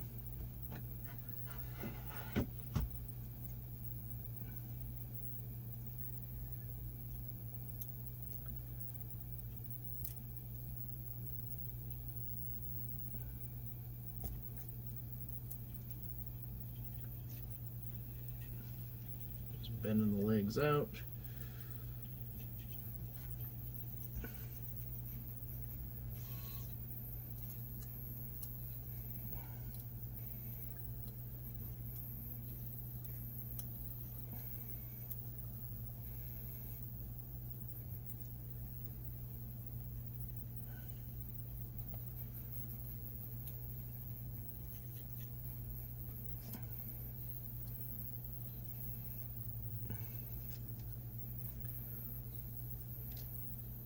As long as I don't get to the end of this and go, I have missing a cap, or I have one extra.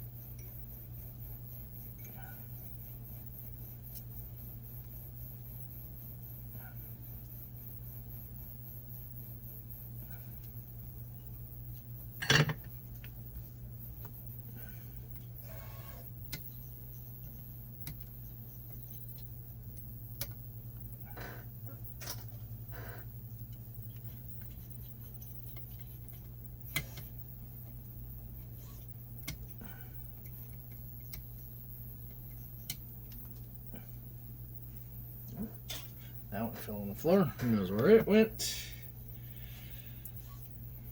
Okay. There's still more. Because I still have some.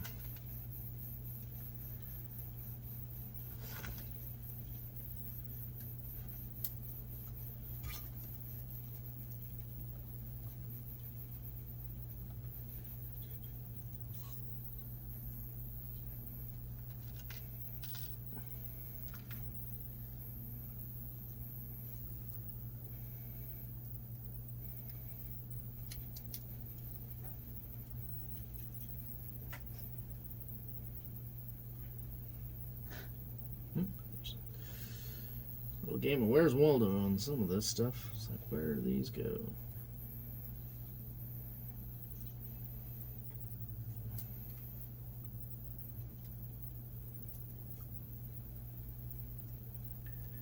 I hide them.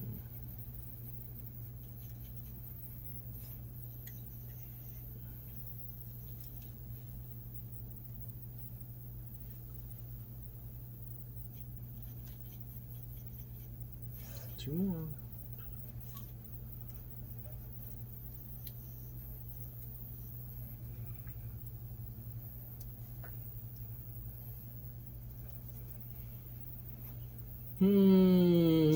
Okay.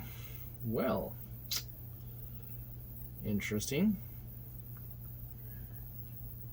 I have 2 caps left. But the board has 1, 2, 3, 4 spots left. So I am missing 2 caps for some reason. Let's make sure I didn't miss anything over here.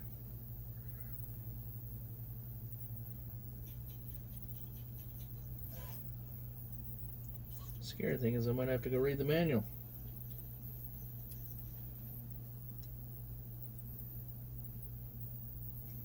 Maybe not all of these are used, but that would be unusual.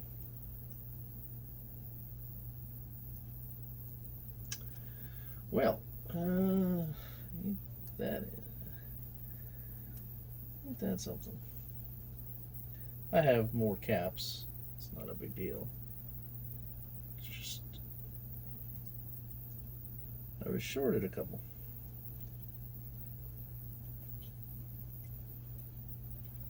These 2 right here. These 2 are missing.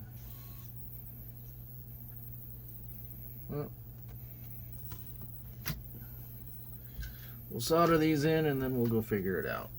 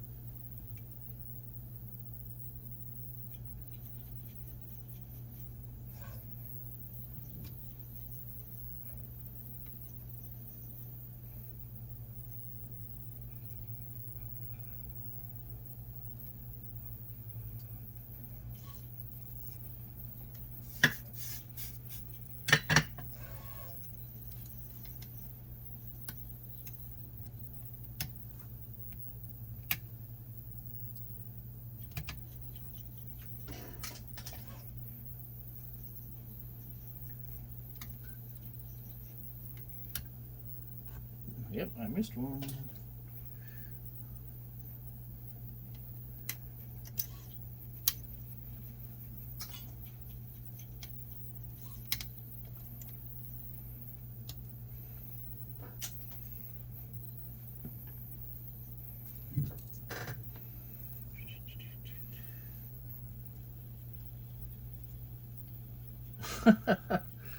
Oh, I forgot to solder that in too. Nope. That's easy enough to do.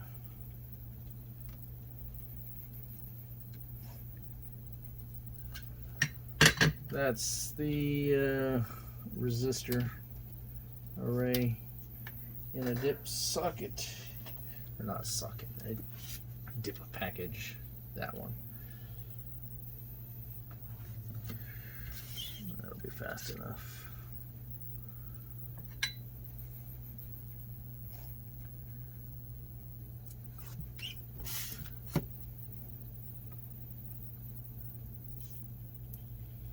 All right, we'll flush.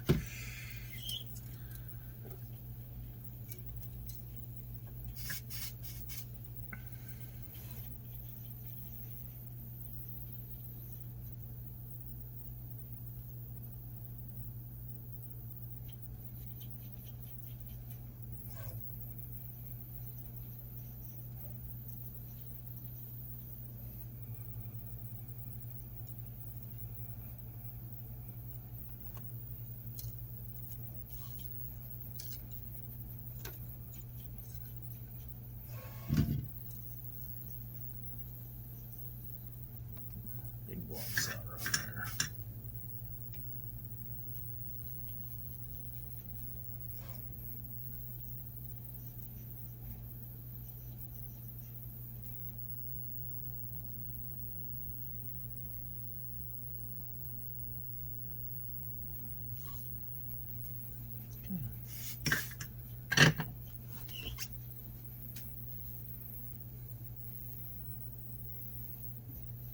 Close those legs.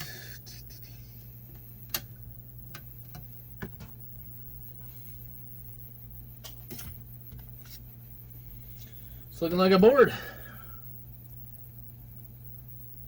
Alright, time to figure out what the hell's going on here. Why am I missing caps? Okay, resolved that issue.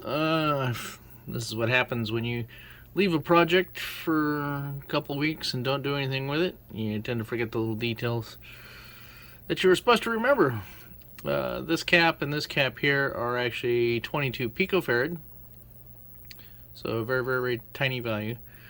And I had ordered those separately from what my friend gave me on the kit. So that's why these were missing. And I'd accidentally put 2 of these, which are 0.22 UF in here. So I took those 2 that were over there and put them in the correct spots over here. And that fixed everything as far as where caps are supposed to go. So the next thing I need to do, I'm going to be getting these sockets tomorrow. So I'll go ahead and put those in tomorrow. Once those are in, then I will start putting in all the headers, like this header here and all the headers over here, and there's probably some up here. These are for jumpers, but they're still the same pins and headers up here. Then I'll put the connector here, and then I'll put in the ZIF socket, the crystal, and the LED. And then after that, should be ready for testing.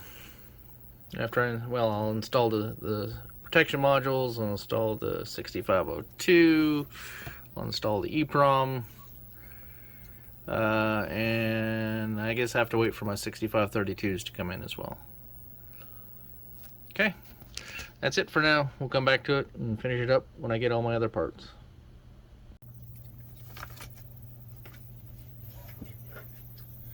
Okay, back to building the PCB. So these are 28 pin.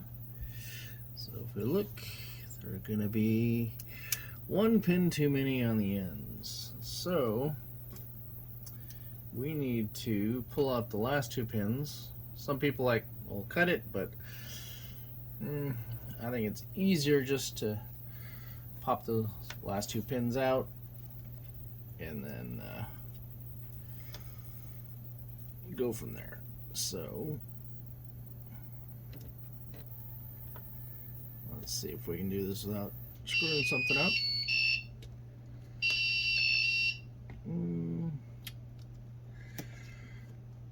find the easier way to do it.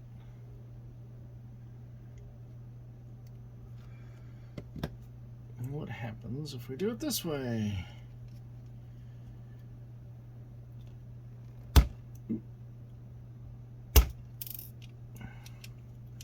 It's a little risky because you could break a trace, but 2 pins out. So now this should sit flush like that. And we need to do that 4 more times.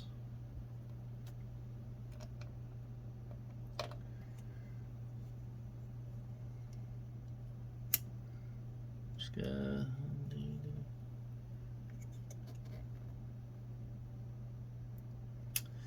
Yeah, I don't really like doing it that way. Risk breaking a trace or worse. Okay, so, I mean, I could chop them off, but I'd rather push them out like I did with those. These all have traces below them. This one's probably the least.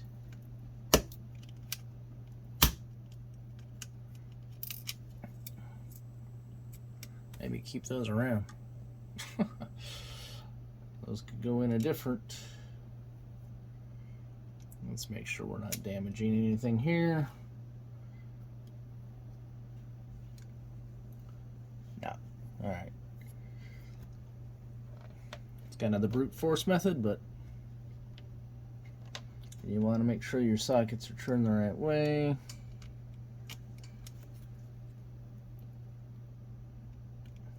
Just slow pressure. And don't throw them on the ground.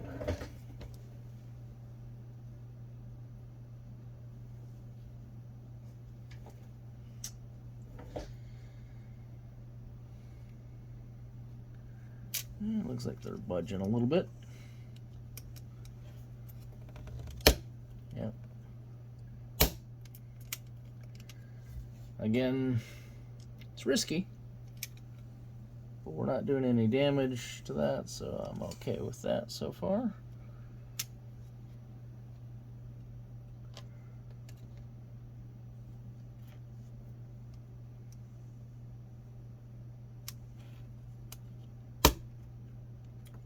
Some are easier than others.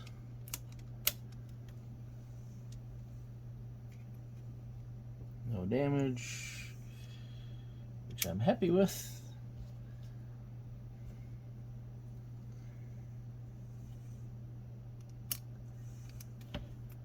I'm sure there's a better way to do this, but I just don't know what it is.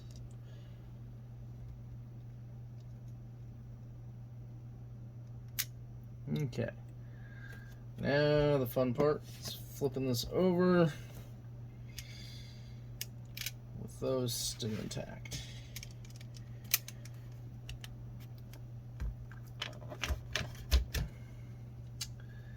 And I think I'm going to do it one at a time, because trying to keep them all intact is a little impossible.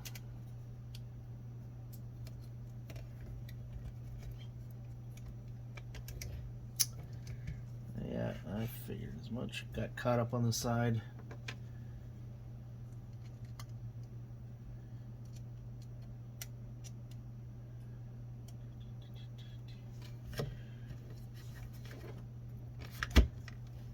Yeah, we're gonna have to do it a different way, because these are shorter.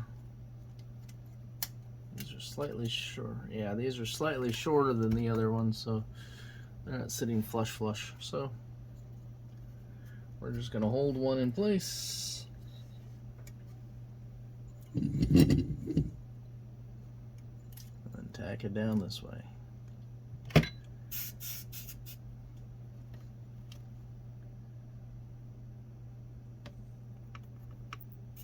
Come on.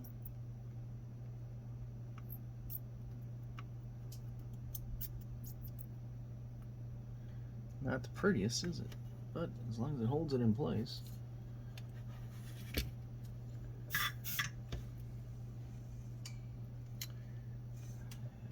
that little extra blob off there.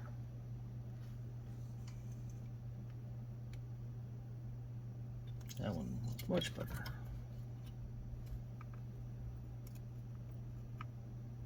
Yep.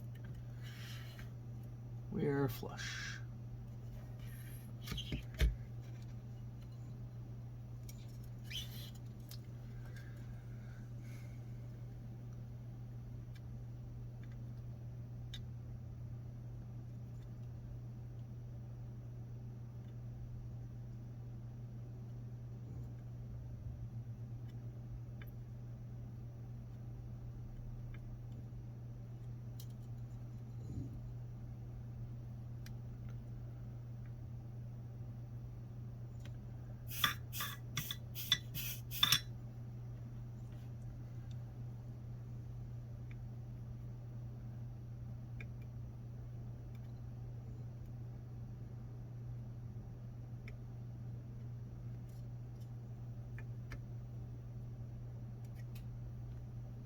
Get rid of the ugly solder and leave the good.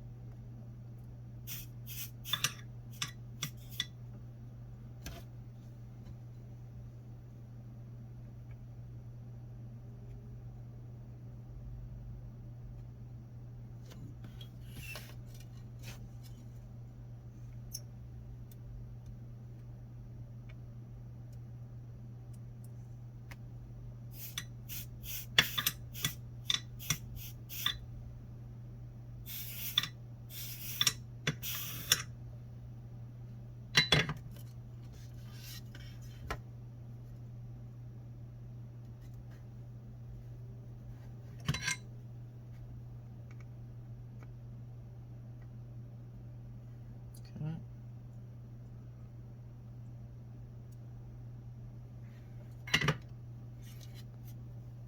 One down, 4 to go.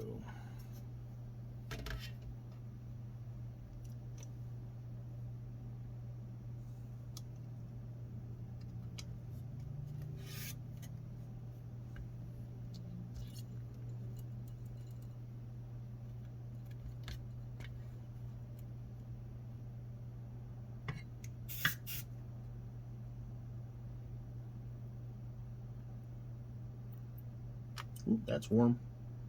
Really warm. Don't put your finger on the pin on the bottom.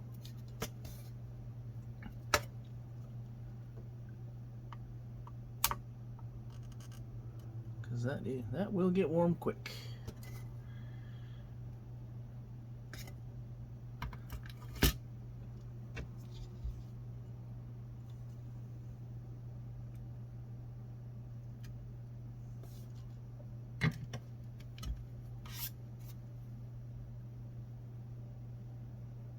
Flush and flush. Just go ahead and tack them all in and then solder them all at one time.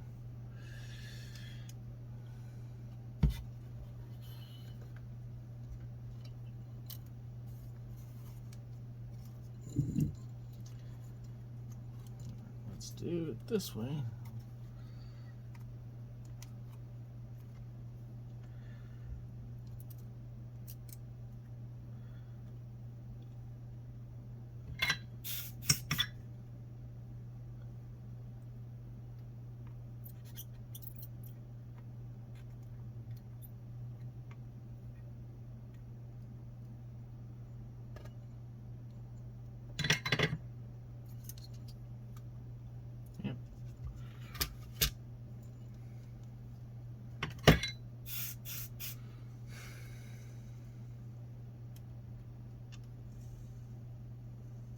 Actually, that's the wrong side.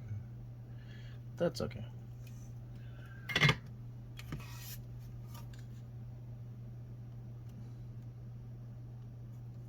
Flush enough.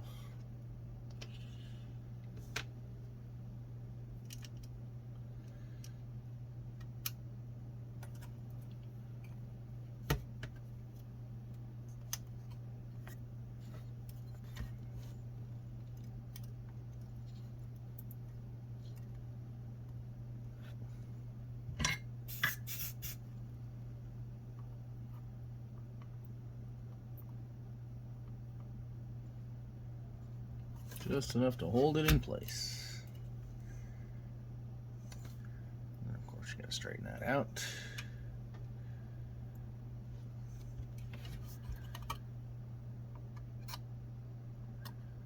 Okay.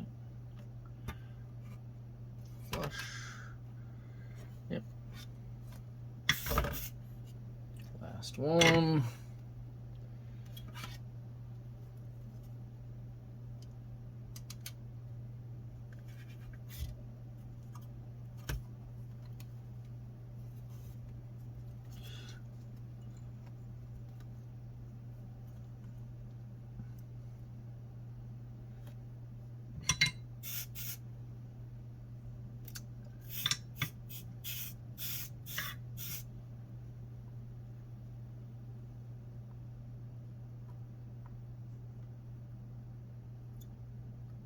Okay.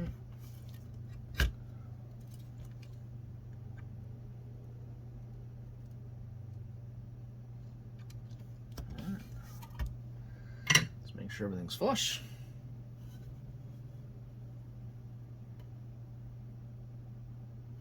Looks like it is. And soldering we will go.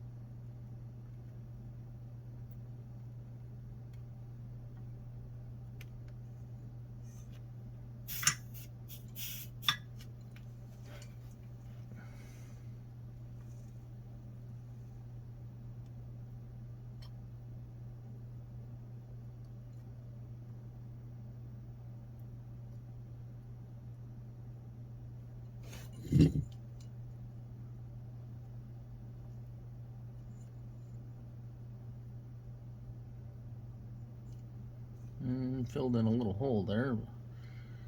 Shouldn't be a big deal. It's just a via going through, but this is why I like to clean the iron off. Try to avoid that.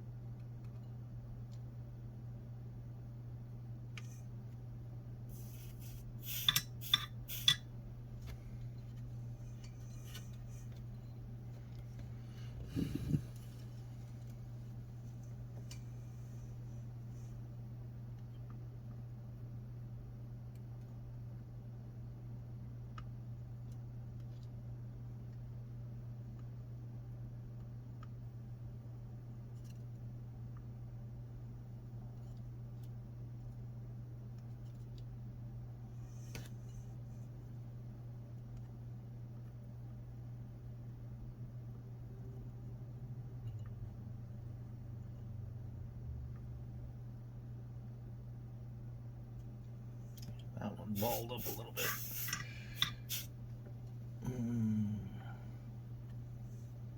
Better.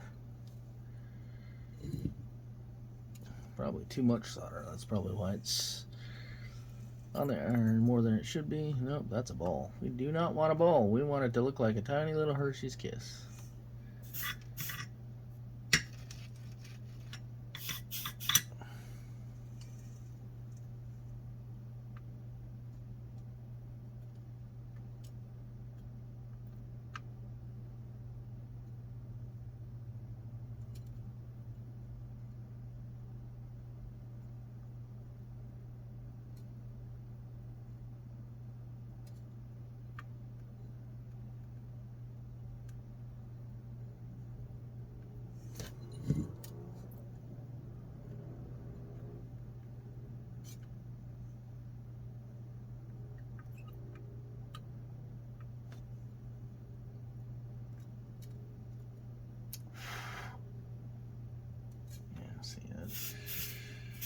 I don't know why it's building up on the soldering iron tip so much. Probably too much solder.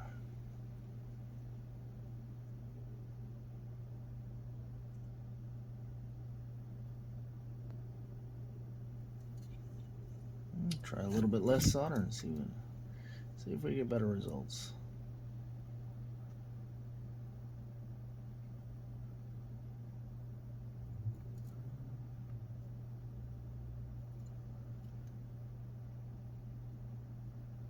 Come on.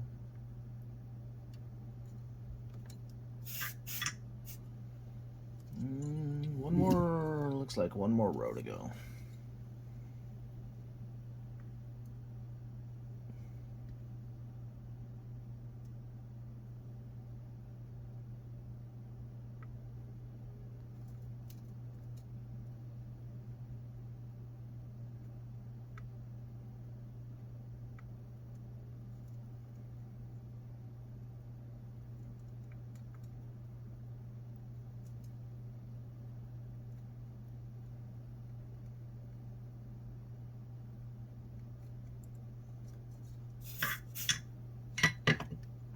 Okay, let's make sure I soldered everything.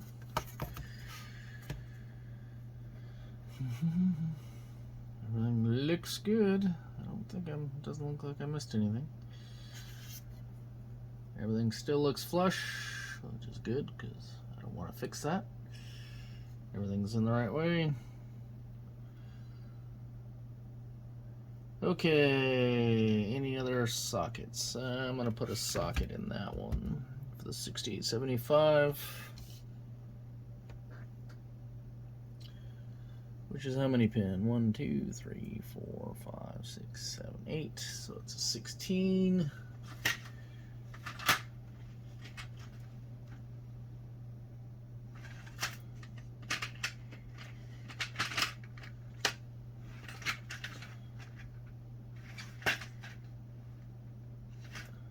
Okay, I know I have one around here somewhere.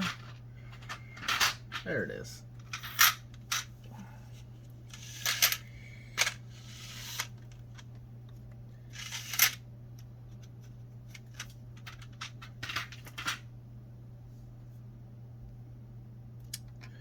Turn it around the right way.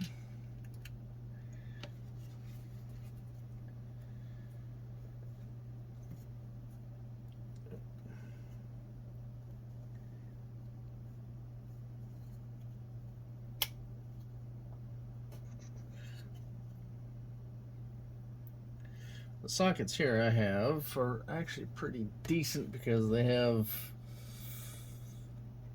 little legs that bend out at an angle so that they hold themselves in place so that I can flip upside down. So who makes these? Are these? Yeah, these are 3Ms. 3M sockets are nice. There's a, maybe you can see the part number on there, but the 3M sockets are nice. More expensive, but nice.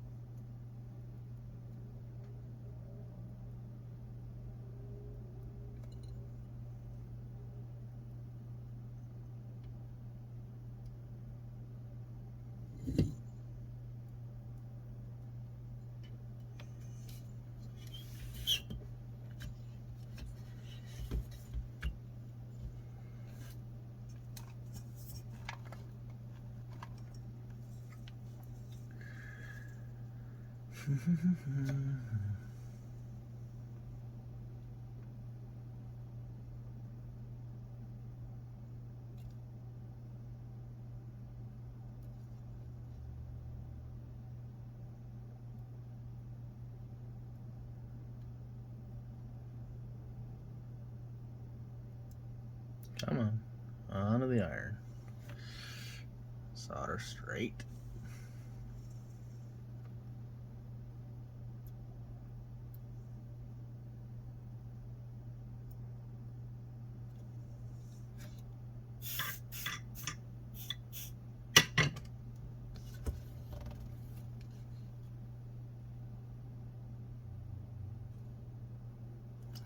That's everything socket wise. That's in the correct direction. So I guess the next thing, the headers are, the ZIF socket's the tallest, so it'll be the last. And then we got the headers and the connectors. Let's see. This connector here goes here.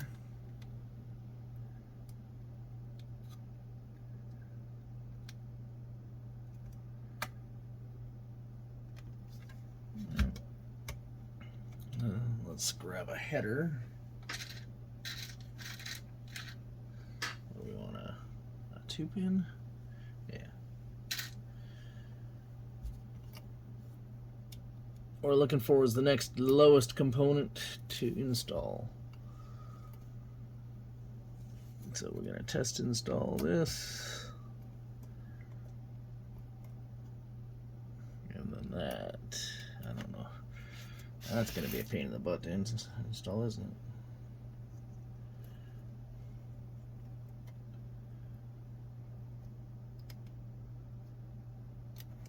These pieces on the side.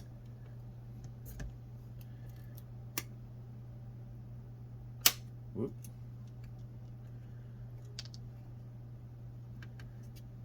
That's going to hold itself in. Yeah, the headers are going to be shorter than those. So if I can take that out.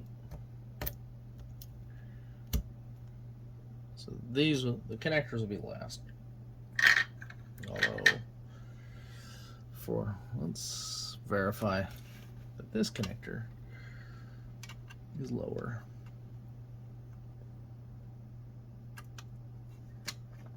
Take that out.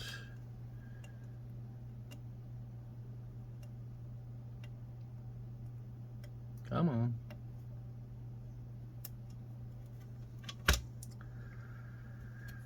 These things always want to be a pain in the butt.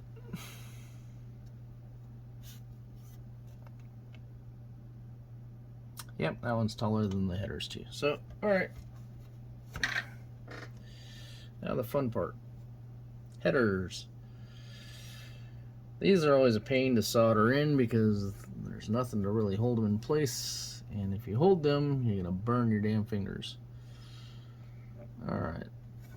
So that's probably where I'm going to use my blue tack.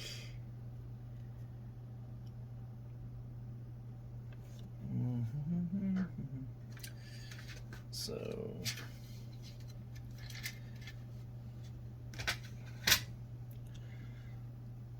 I'll show you here in a second. The blue tack. Saw this on Adrian's Digital Basement, and it does come in handy every once in a while, but I don't recommend using it on sockets because some of this stuff can be left in.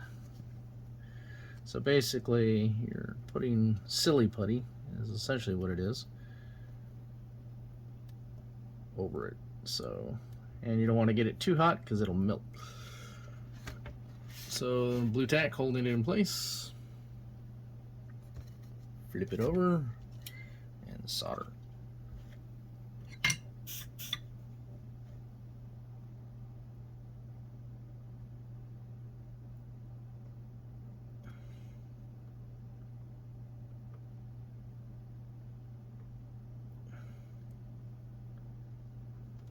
Okay. Flip it back over. Pull the blue tack off. Ta-da. And that one's a little bent. So where is my jumpers?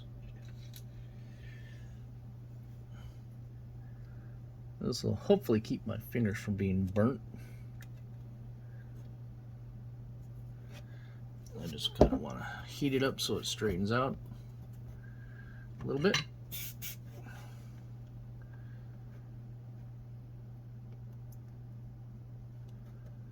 There we go. And maybe I'll use that trick instead. We'll see.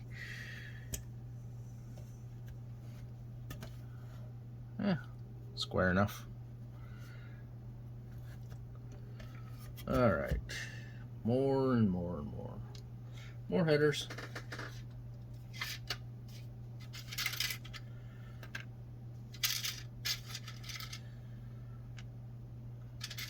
It's easier to do the smaller ones first, I think.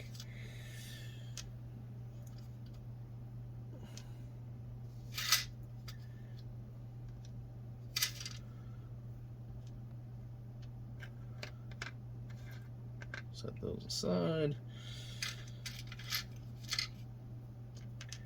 I want all the little ones first. Or little-ish.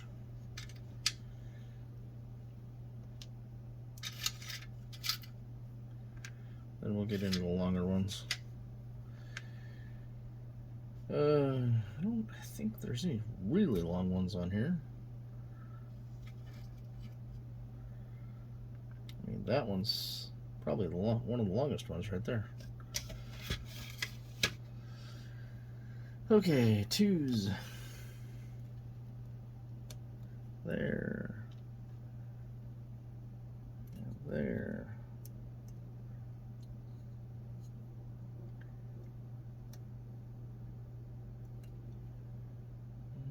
Might be a little bent.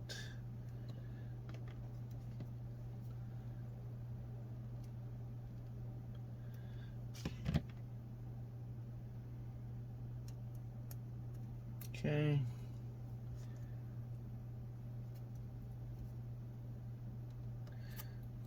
Won't necessarily guarantee that they're flush, but they should be at least in the hole, and then we can adjust as necessary. All right, get that out of the way.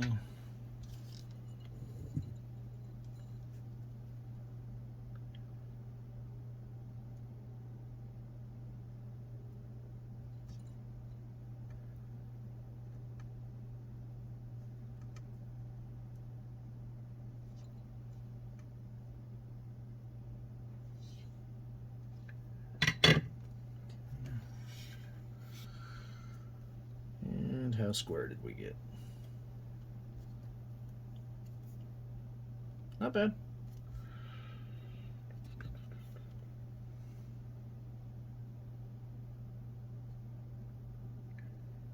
All right, we got 2 3s here, a 3 and a 2 here, and a bunch of 3s over there, but those can be, if I have 6s, I can do it with 6s.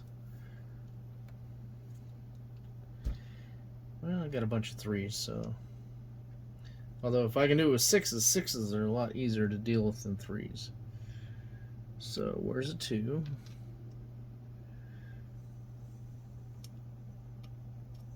And then a 3.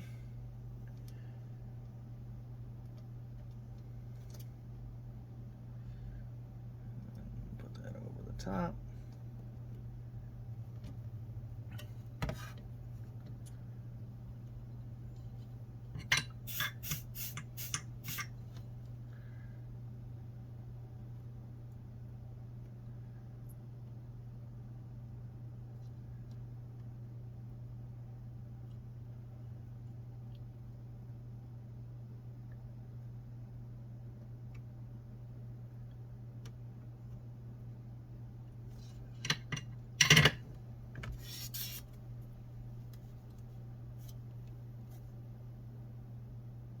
Square enough for government work.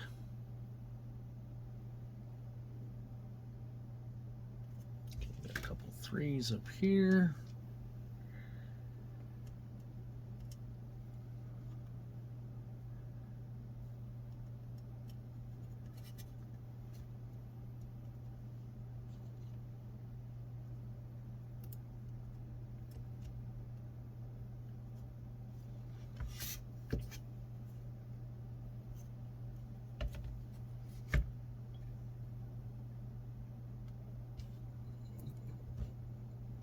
Okay.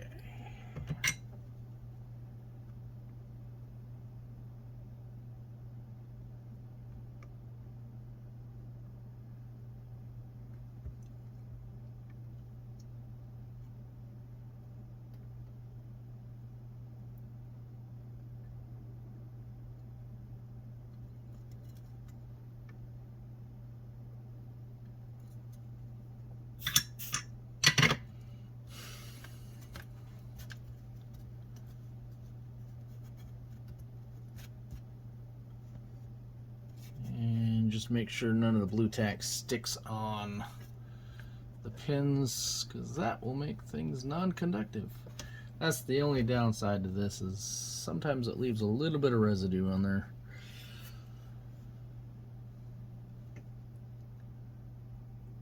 Better than burning your fingers though, I guess. There's another 3 right there.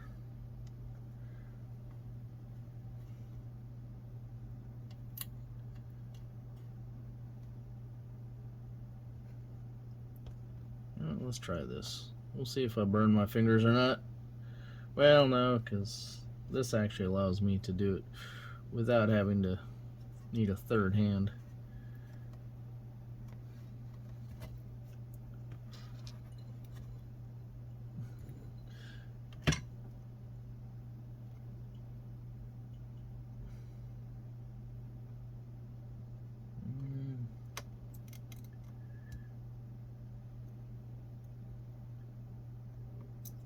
Come on. Flow. It's like the spice in Dune, it must flow. Oh yeah, that one's tilted. 3 might be easy enough to... yeah, 5/12's gonna be on that side.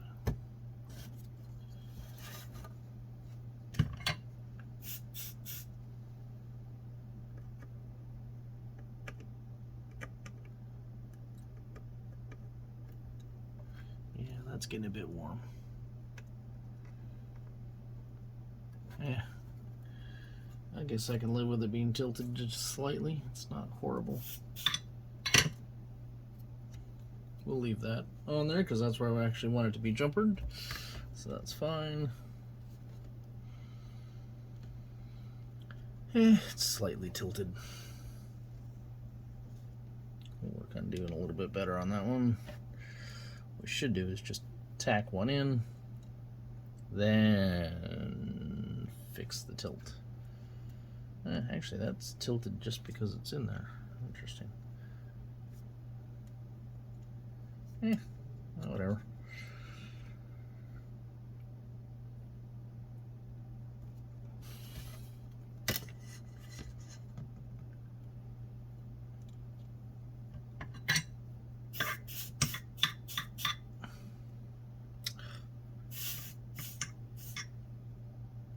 That's better. Okay, one look. Let's see if it's... That's actually pretty straight.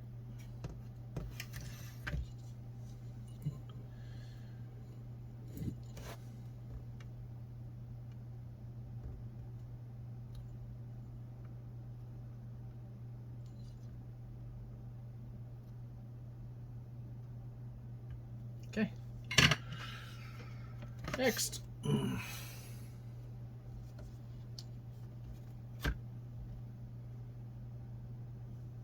Any other? Well, I got 4.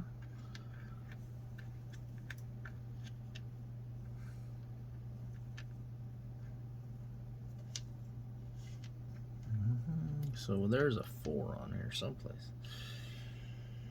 That would be this one. And then these are, what are these? 6. Perfect. Those are 6s. Good.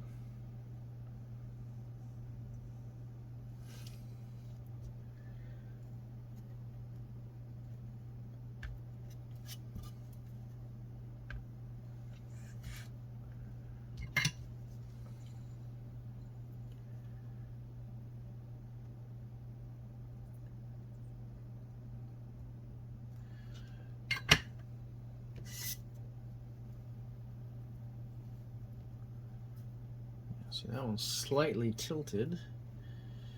So, holding onto a pin that is not the soldered one in.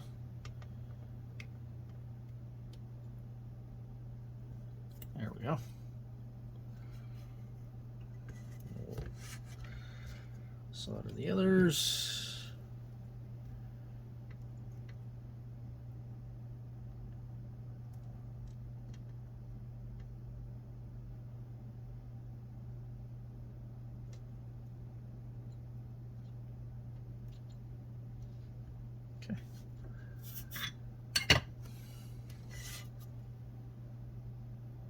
Good. Looks straight.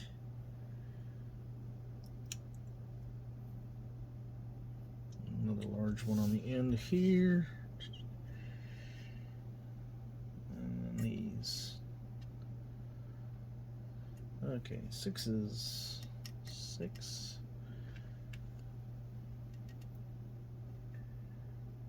6.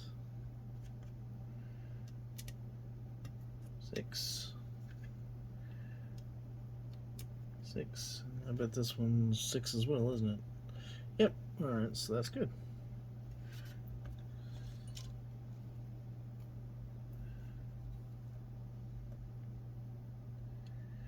Alright, so we're going to tack one pin down on each and then check to make sure they're square. Square and flush.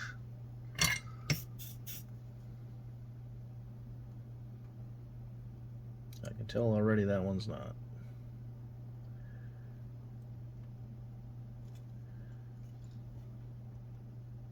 That's okay. I got enough of it that I can push it in with my finger.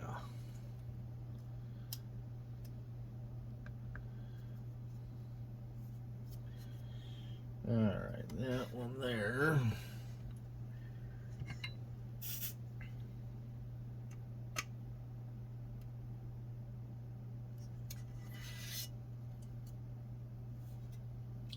Square. This one here needs a little squaring up. Yeah, my finger was touching the hot part. Not fun. Alright, the middle one.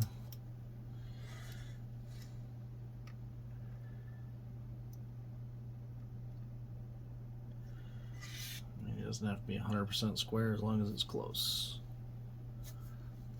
Yeah, that one needs to be a little more, I think.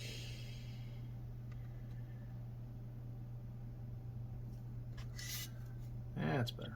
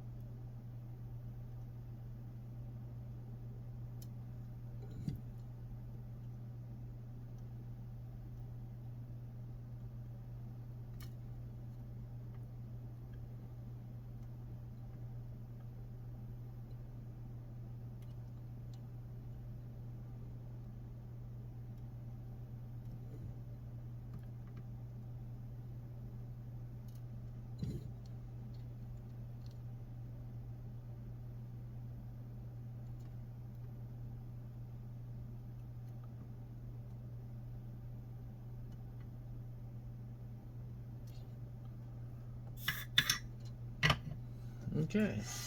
All pins soldered? Yep. Check. Everything square and flush? Yep. Alright. I think I'll have one more to do down here.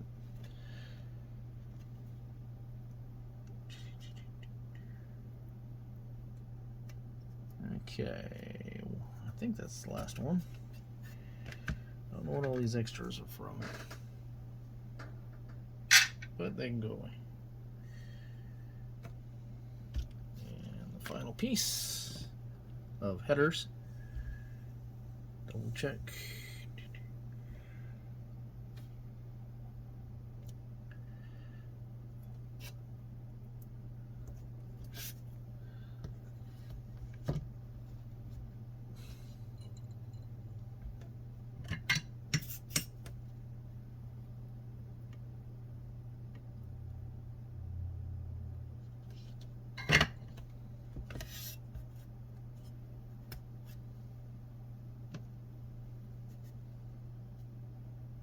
That is square and flush. Nice.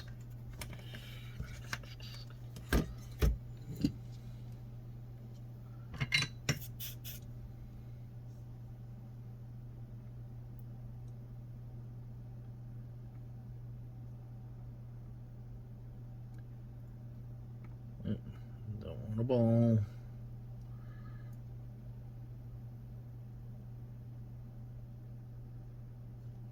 Okay.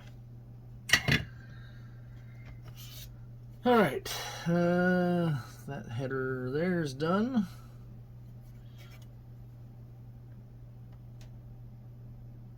No ball. All right, almost done. What do we got left to do? We got the connector on this side, the connector on this side, the ZIF socket, the crystal, and the LED. Alright, so crystal and LED are tall, so we're going to leave them for last.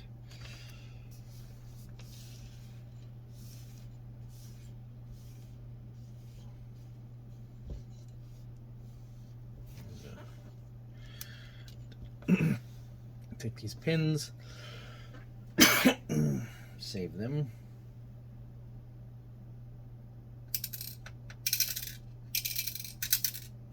You never know when those pins will come in handy. Those are good pins from. Okay. So both these connectors, then the socket. Well, I'll probably do both these connectors, then the crystal and the LED. Then we'll do the ZIF sockets, since the ZIF socket is the tallest thing on this board. All right, so let's do this connector. Question is which way does it go?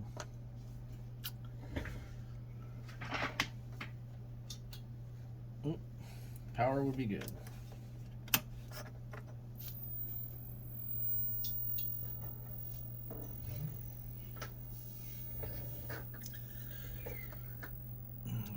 Bet that it goes this way, but we're going to verify for a fact that it actually does go that way.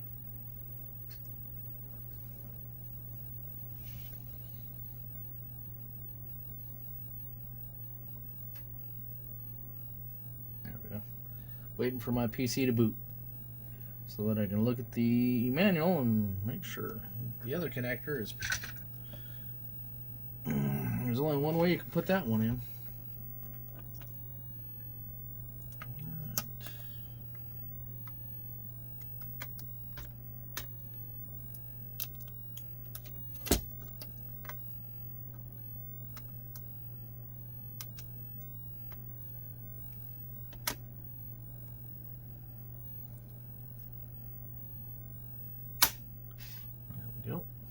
Probably do this one first because it's easier.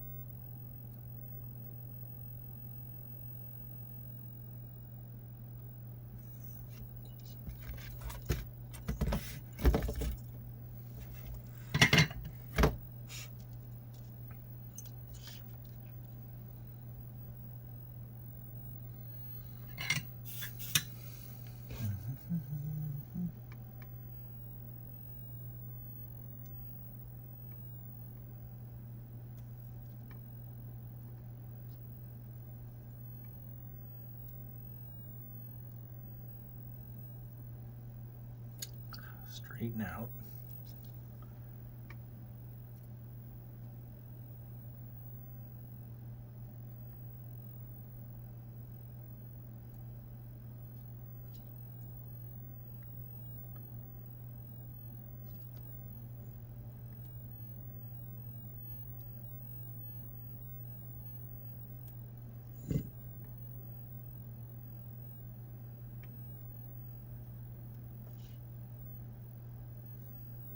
Okay.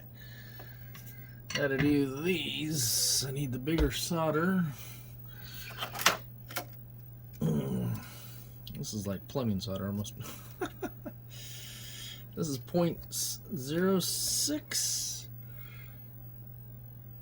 inch in diameter, whereas this one is like 0.03. Bigger solder for the bigger job.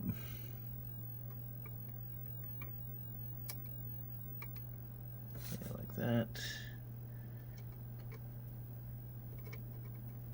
And like that. Perfect. Ta-da. Alright, now we need to look at which way the connector goes on this. Which we need to look at the manual, which has a picture. And that goes... See, I was wrong. The notch on this goes to the inside. I was thinking it went to the outside, but it goes to the inside. Alright, we don't need the giant solder anymore.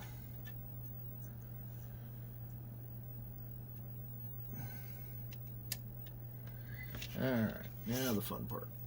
Well, actually, we might be able to just put it... There we go. We can do it that way.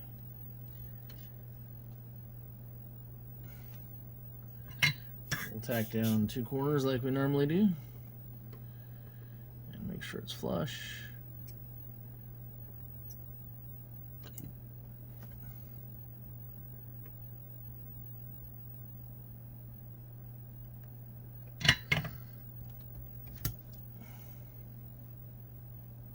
No, it's not flush on this end. So this is why we check. So now we can just heat this pin up here. That doesn't look good. Is that pin? Yeah, that pin is coming out. Shoot. That's a problem.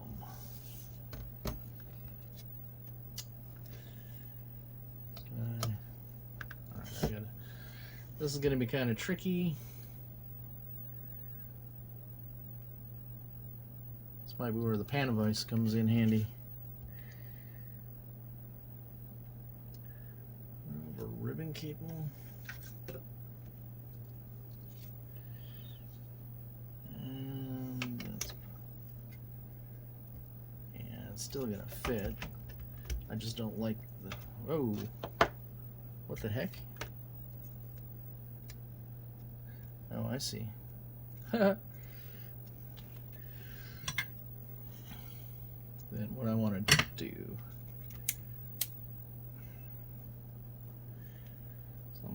remove the solder from that and push that down a little bit. Don't want to push it down further than what I need to.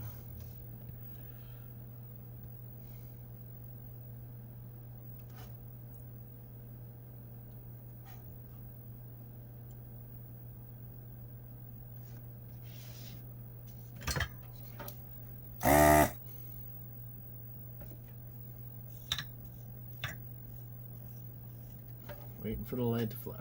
There we go. Alright. Now if we can just push that one down a little bit.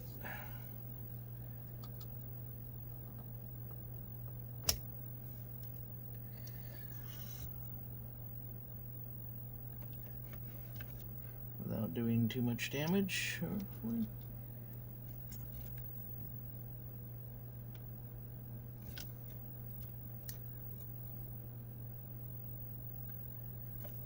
We're gonna have to. How are we gonna do this? Guess we can grab my vise and see what we can do with that.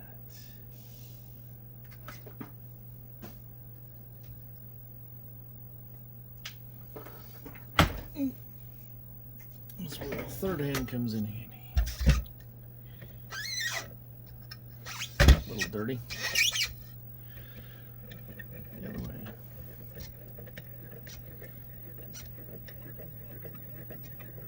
Is it going to be wide enough? No, it's not wide enough. Crap. Okay, the vise is not going to work in that direction, but I bet we can go this direction.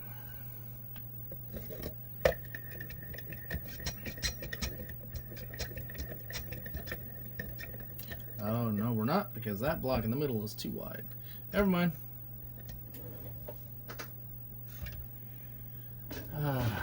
What am I going to do?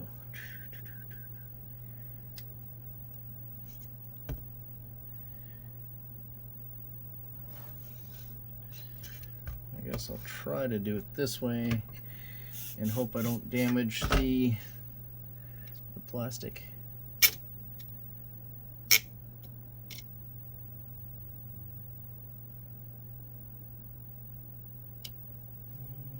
Nope. Well, I think it'll be okay. It's just a little bit off, not a whole lot.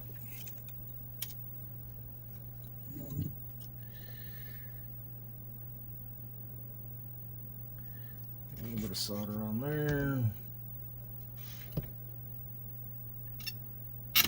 Ooh, yeah, don't hit the plastic. Just like that. Yeah, we're gonna wind up doing more damage than more harm than good, so that one pin will just be slightly off. It's not gonna hurt it. It's just annoying. So fits in the ribbon cable just fine. It'll make good enough connectivity that I'm not going to worry about it.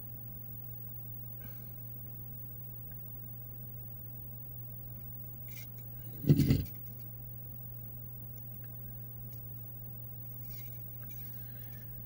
mean, if I was really worried about it, I'd pull the whole thing out and fix it and then try it again, but it's off by like 0.5 millimeter.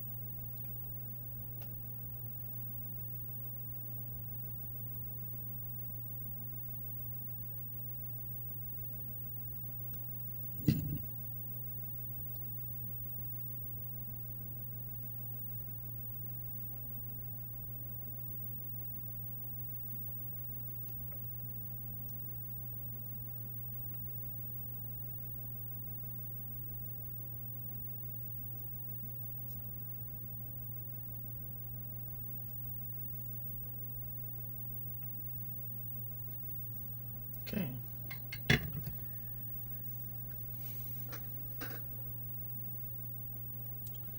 Alright, that means there are 3 things left.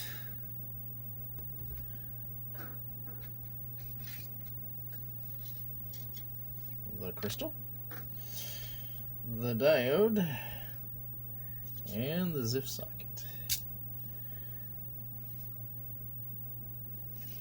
Then, of course, once everything's soldered in, then we need to populate. Alright, crystal. All this stuff's non-polarized, so not a big deal.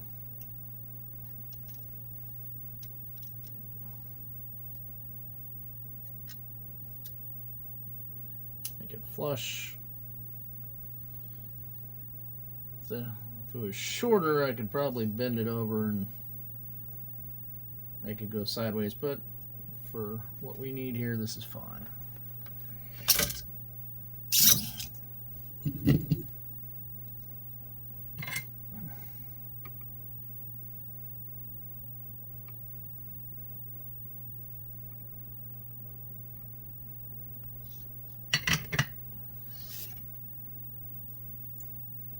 Doesn't move.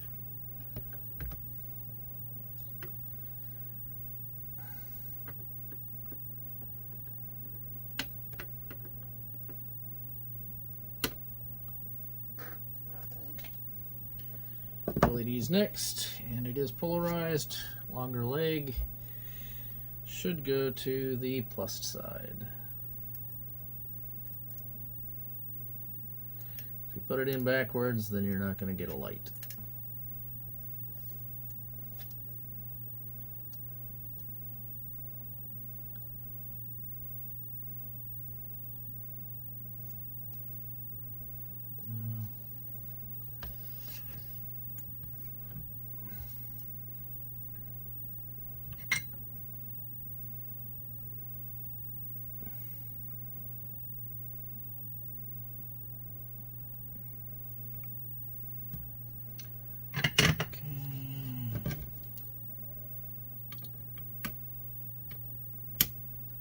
Clip, clip.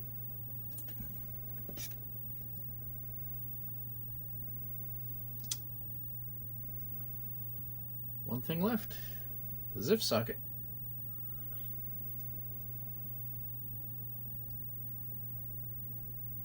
All right. And the handle goes inward because the little picture on there shows where the handle is. And the picture on the web or on the PDF actually shows that as well.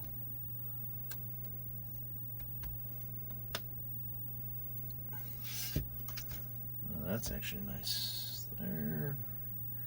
Make sure all the pins are through. Hate to solder half of them and go, oh, didn't make it.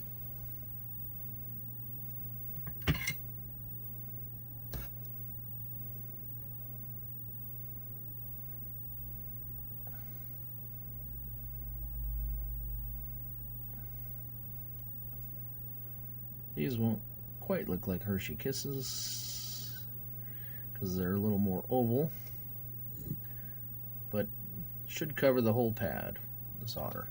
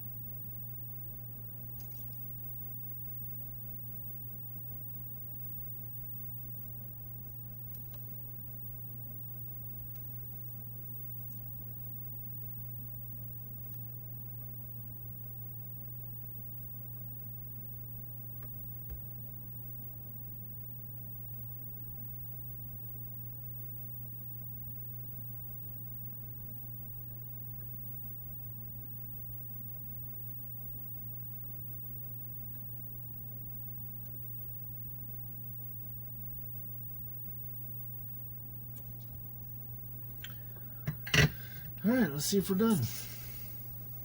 All pins. Those all look nice.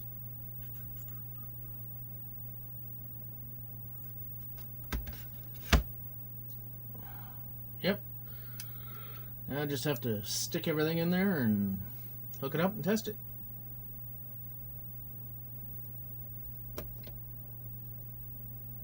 Okay.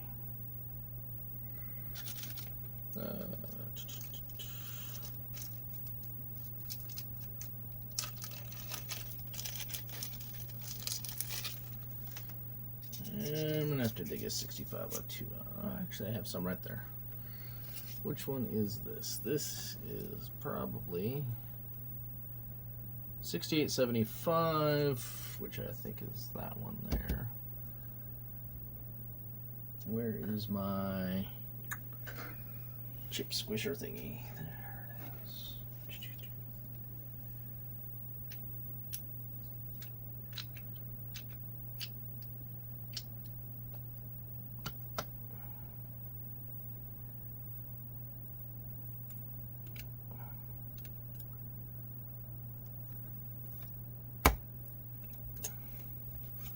Make sure I didn't bend any pins. Doesn't look like it.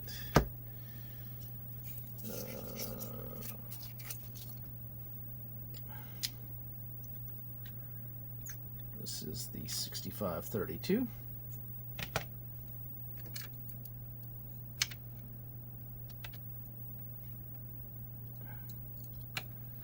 Really? Oh, that didn't do it, huh?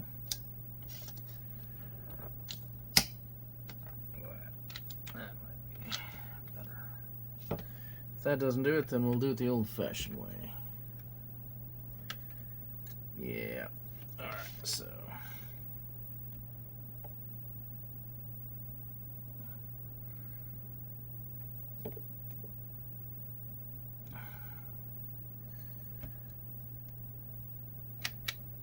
Come on. Yeah, still not. Wow.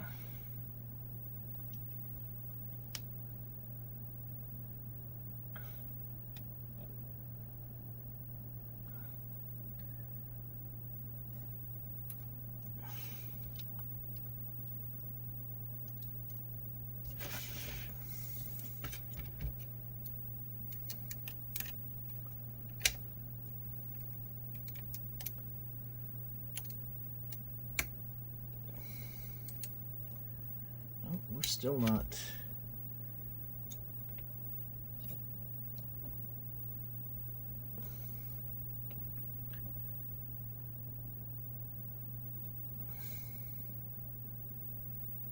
These pins are like sticking way out for some reason.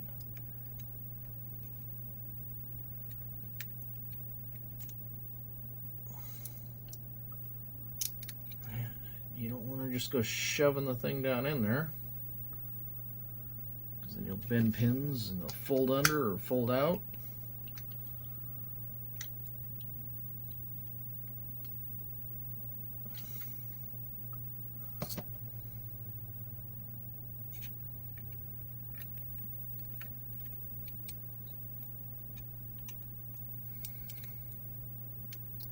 Yeah, I can't believe that that's still.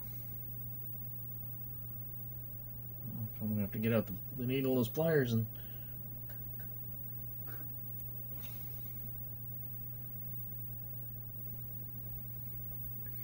This one's being a little bit of a pain in the ass.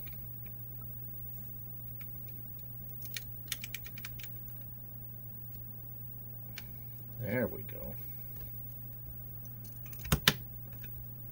That, perfect. Take your time, don't rush it. Okay.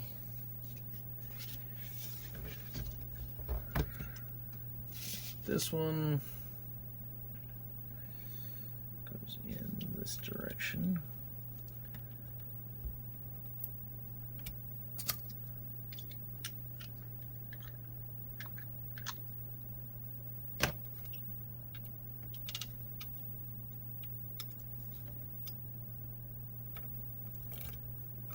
Okay, notches the right way.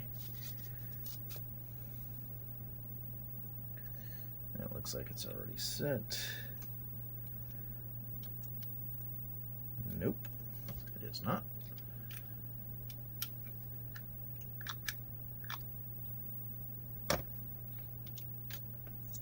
It's a long, long, long chip. Yep, everything's good. One goes in here. Is it a 256? What is it? No, it's 512. Okay, good. So we are jumpered correctly. The notch is that way. Good. 6502.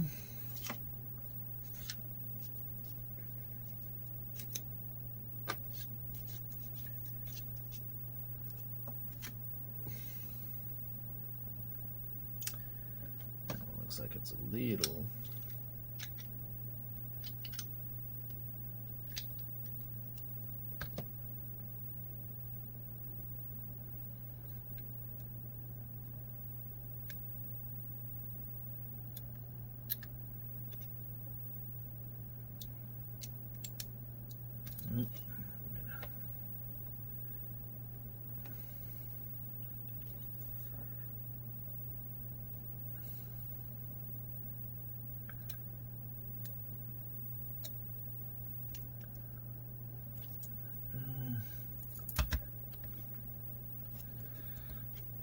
Notch is in the right spot. All right, protection modules.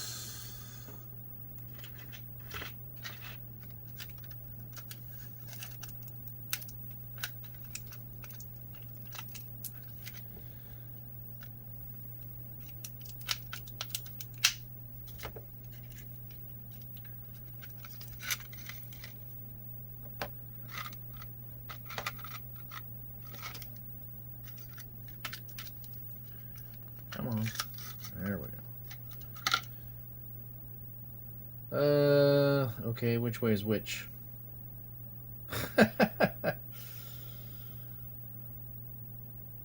Crap.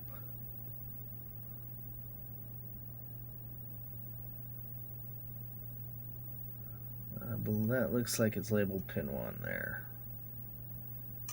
Alright, so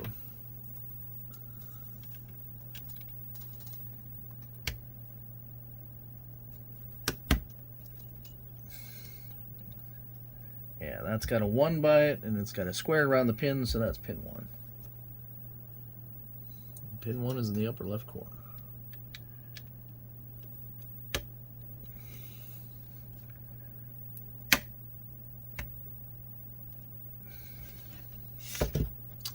That did not go. There we go.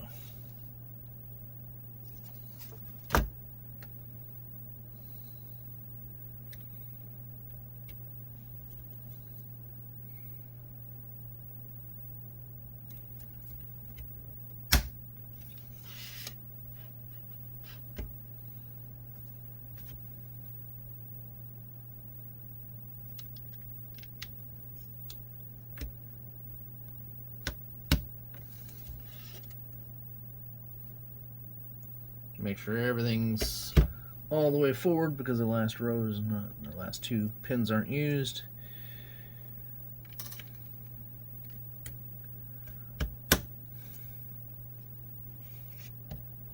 Okay, pin 1, pin 1, pin 1, pin 1, pin 1. Notch, notch. Everything else is notch here, notch here.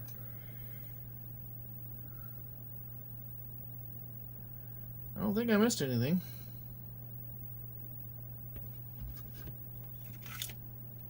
Then we have this, which goes this way. Because then this goes into the ZIF socket, like so, and done. Ta-da! It is now complete-ish.